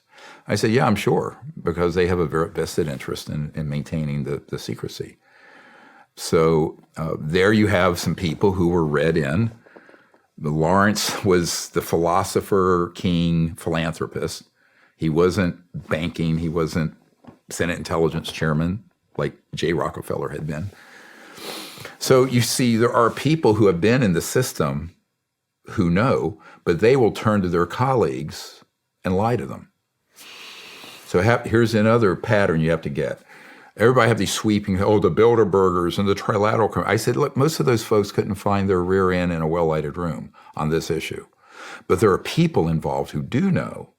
And because they're part of this elite club, say the Senate, or what have you, or the National Security Council, they'll go, "Oh, we've looked into this. There's nothing to it. It's a hot air balloon. Yeah. It's a whatever." I had a guy from the Bohemian Grove come to me after we did the Disclosure Project, and he said, "Oh yeah, there was someone there because this had hit the media so hard." And he says, "Well, I was involved in committees dealing with this issue in the U.S. government. It all ended up being swamp gas or misperceptions of Venus rising or a weather balloon that crashed in New Mexico." And of course, since he was one of them, there's inherent trust. So they have people who go, there's a place near Culpeper, Virginia called The Farm, and people go there to be trained, to be professional disinformation, basically how to lie well and to embed yourself in lie. I know where it is. Anyone listening has been there, you know what I'm talking about. So so unfortunately, they're very, very good at embedding people in key places who then give false information to their brethren and their sisters in that organization who have, because of who they are, they have instant credibility. So they're going to say, "Why are you going to listen to this old doctor? This is what it is, and we know." So I've seen this for 30 years. It's a dog and pony show, very, very, very clever. And that's what happened to Lawrence. Lawrence got zoomed. He got basically diverted by these people he trusted, had been in his circle for years, and he ended up getting diverted. Damn. Let's we're running short on time here, so I want to cover a couple of things. But sure. I would like to cover quantum of thought. Even though it's very unrelated to what we're talking about, it's a fascinating topic, and I want to dive into that. Well, this is another whole show, and it's cool. So I always tell people, sort of the entry-level technological discussion on this is energy generation, propulsion, electrogravitics. The real amazing information has to do with what quantum physicists call entangled universe. And actually Einstein called it the spooky effect, where the same particle could be in two places at once because of what's called non-locality, where basically we think in terms of a straight line, point A to B in the universe or in space here. In reality, there's an aspect of the cosmos that is entangled, where every point in space and time is intimately connected to every other, but not at the speed of light or what have you, but instantly. It's called entanglement. Now, the ultimate entangled field or non-local field is consciousness. The father of modern quantum mechanics, Erwin Schrödinger, particle wave theory, in 1908 said, the total number of minds in the universe is one. It's a singularity. So people talk about the singularity. This is the singularity. And it has to do with the consciousness field. So what extraterrestrial civilizations have for their communication systems, they're not going to pick up this thing, right, at the speed of light and go and communicate from, let's say you're from the Andromeda galaxies, 2.5 million light years from here. It's too slow. At the speed, this goes at the speed of light. Yeah. So at the speed of light, it'd take 2.5 million years for the signal to get there, and another 2.5 million years for the person to answer and say, "Yeah, I'm doing fine. How are you?" It's 5 million years. So we know, and I knew this when I was 18 because I had a contact experience, that these civilizations have both innate remote viewing capabilities, but they have technologies that interface with that quantum field at the level of a quanta of thought. So not just random thought, but like directional, like if you're looking at the device and you think to it, it transmits to another node, another point. So now we've known this for decades in the CIA and other agencies, because when they started studying the devices, not just the propulsion systems and the energy, but how are these guys communicating? They found these devices. And to me, this is some of the most interesting research that no one ever talks about.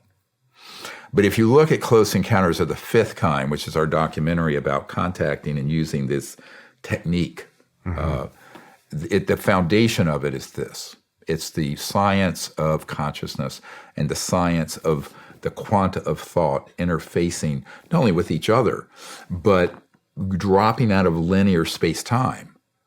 And so we call this trans-dimensional physics, physics across dimensions. And one of the dimensions is the so-called thought realm. And it's fascinating. And so now take that knowledge that maybe some mystics in India and the Vedas and meditation. I'll admit that before I was a medical doctor, I was a meditation teacher and studied all this. So I kind of, after I had the contact experience, I went, what the heck? How did this happen? So I became a student of the ancient Vedas and Sanskrit and then meditation before I went into medical school. But interesting career track, huh?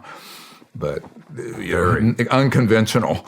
But what I learned was that this is how these civilizations are able to communicate in real time across 1 million light years of space. Have you heard of string theory? Yes.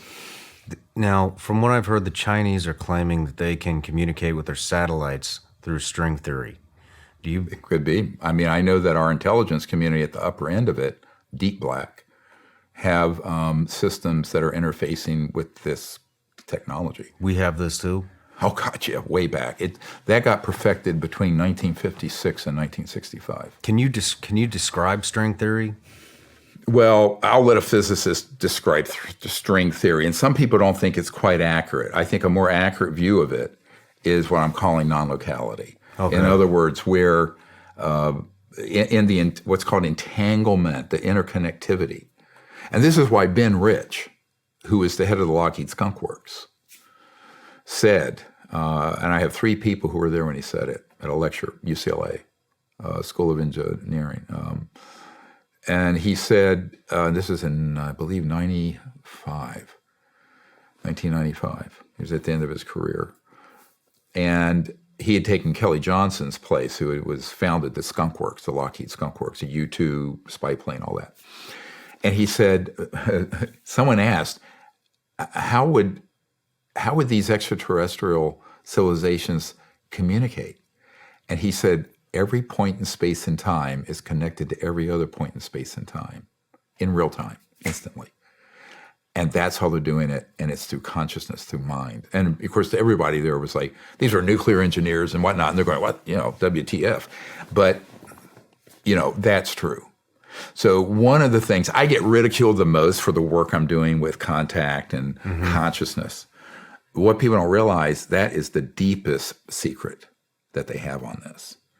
Because if people understand that, they can bypass any intelligence system and remote view and see, or they can contact these civilizations. Now you have to be trained, so I train people with we have an app, it's called CE5 Contact app. And the CE5 Contact app, there's millions of people using it now. And it's a whole training program on remote viewing, meditation, making how to do this.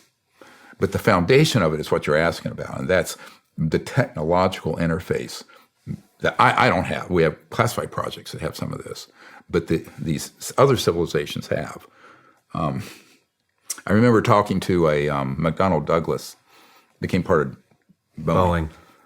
One of their chief aerospace engineers is on my team, Dr. Woods, very elderly now, but he was assigned by old man McDonald Douglas, to look into this issue in the 60s.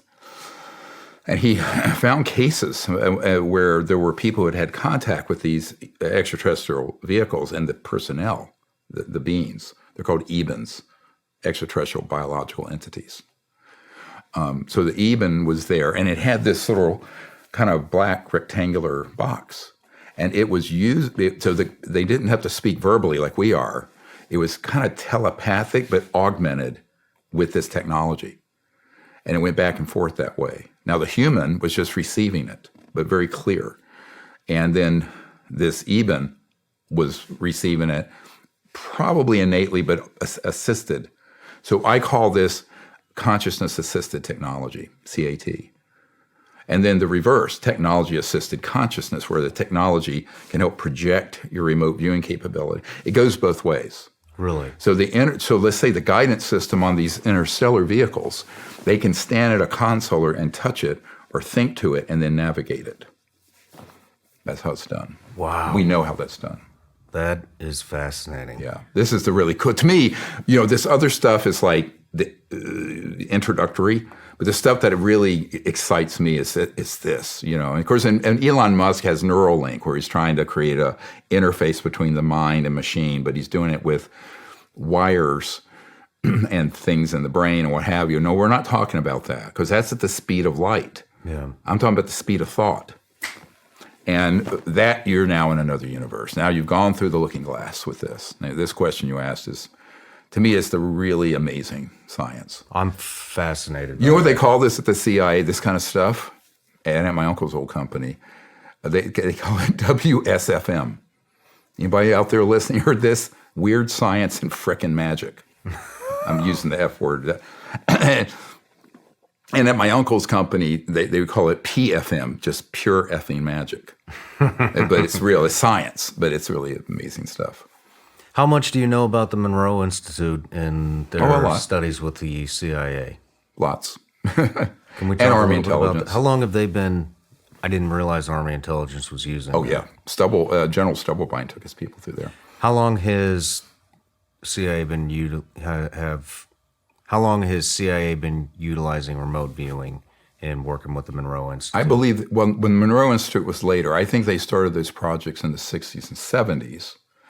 Monroe Institute was not that integral. They had a technique, hemisync, that they found was useful for some people. And so a lot of people went through there. It's 20 minutes from my country house out in Virginia, in the Blue Ridge Mountains. Really? Is where they're located. Mm-hmm. So they did a lot of work with that. But it was sort of as a ancillary, not as a principal operation. Yeah. Now, Ingo Swann, who is one of the most famous remote viewers, is a friend of mine, and before he passed away. And he regretted what he had done with that. He wished he had done what I'm doing, which was something positive, instead of doing what he was doing with the agency. But he was the most accurate. He was incredibly accurate.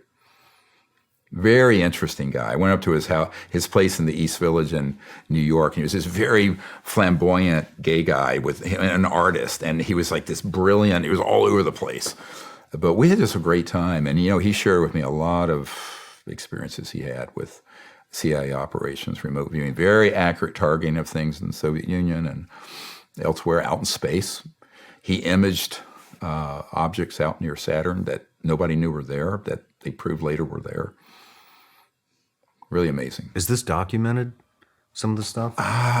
He has a couple books out that may have mentioned some of it. A lot of times these folks will share things with me personally that I don't know if it's in the book. I'd have to look it up and see. He had one book called Penetration that you can get that deals with a lot of that. Okay. Yeah, from Ingo Swann. But would you consider what you're doing with CE5 remote viewing? oh, sure, it's a more advanced version for the purpose. So CE5 Contact in the app, you'll see the purpose of it is for humans to be able to liaison with these civilizations and bypass the government who made a mess of this. So one of the things that we came to realize is that the management of this, and it's understandable how it tracked into military and intelligence operations because it's technological, and we wanted to know how these things work.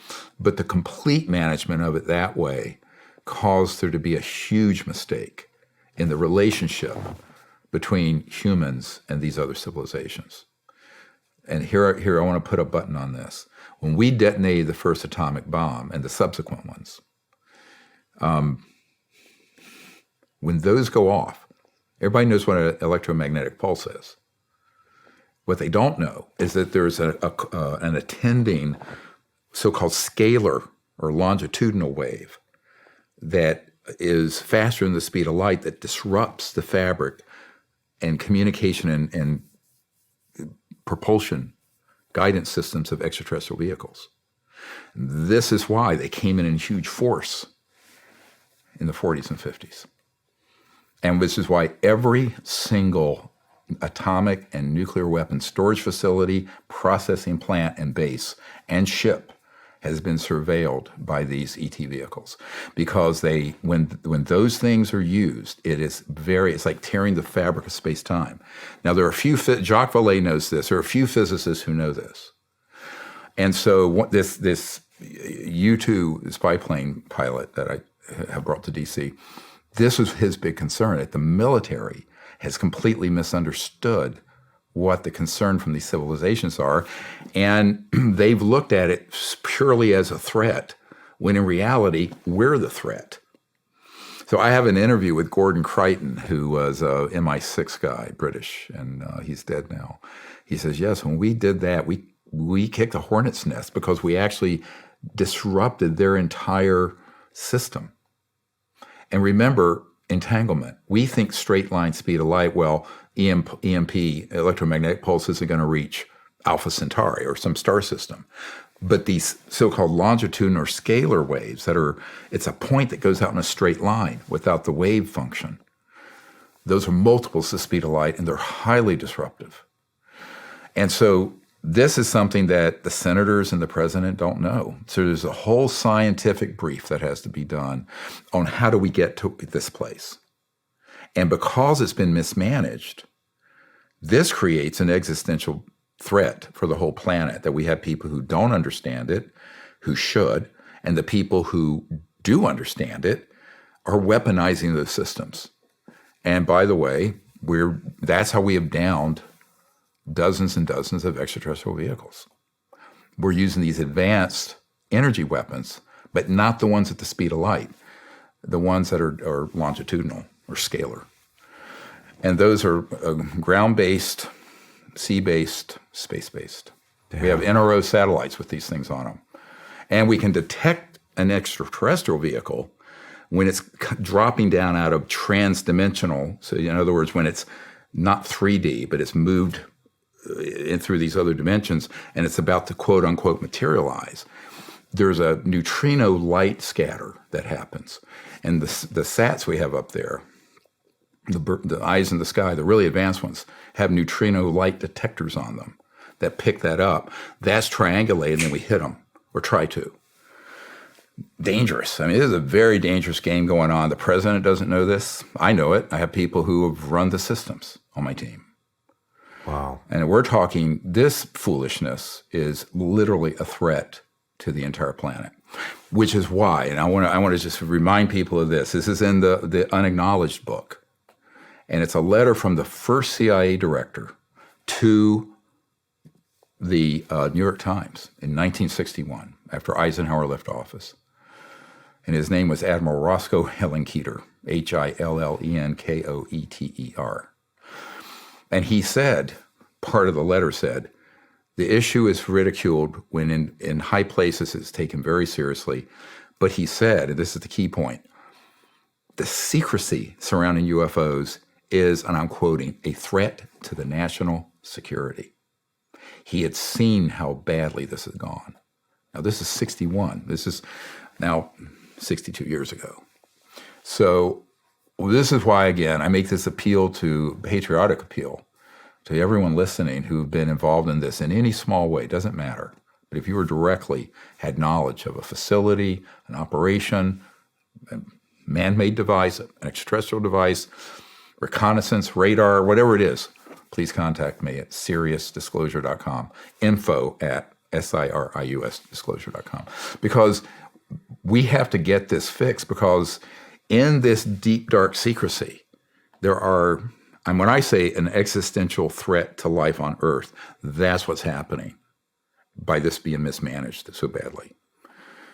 So there's a lot at stake. There is. Yeah. Well, Doc, I know you got to get going here. You got a lot of other places you got to be, and I just want to say I really, really appreciate you taking the time to come here. Thank you. And for this interview, and I am really hoping that I see you again. We will. So absolutely, let's do it. Perfect. Hope to see you at the National Press Club event. I will be there. And the conference before. I will be there. Yeah. Thank you. But cheers. Thank you very much. Thank you. You know, I forgot too. Everybody gets a gift that comes on the show. Thank you. Oh, nice. Vigilance League gummy bears for you. There you go. Thank People in you. all 50 states. Really? Oh, yeah.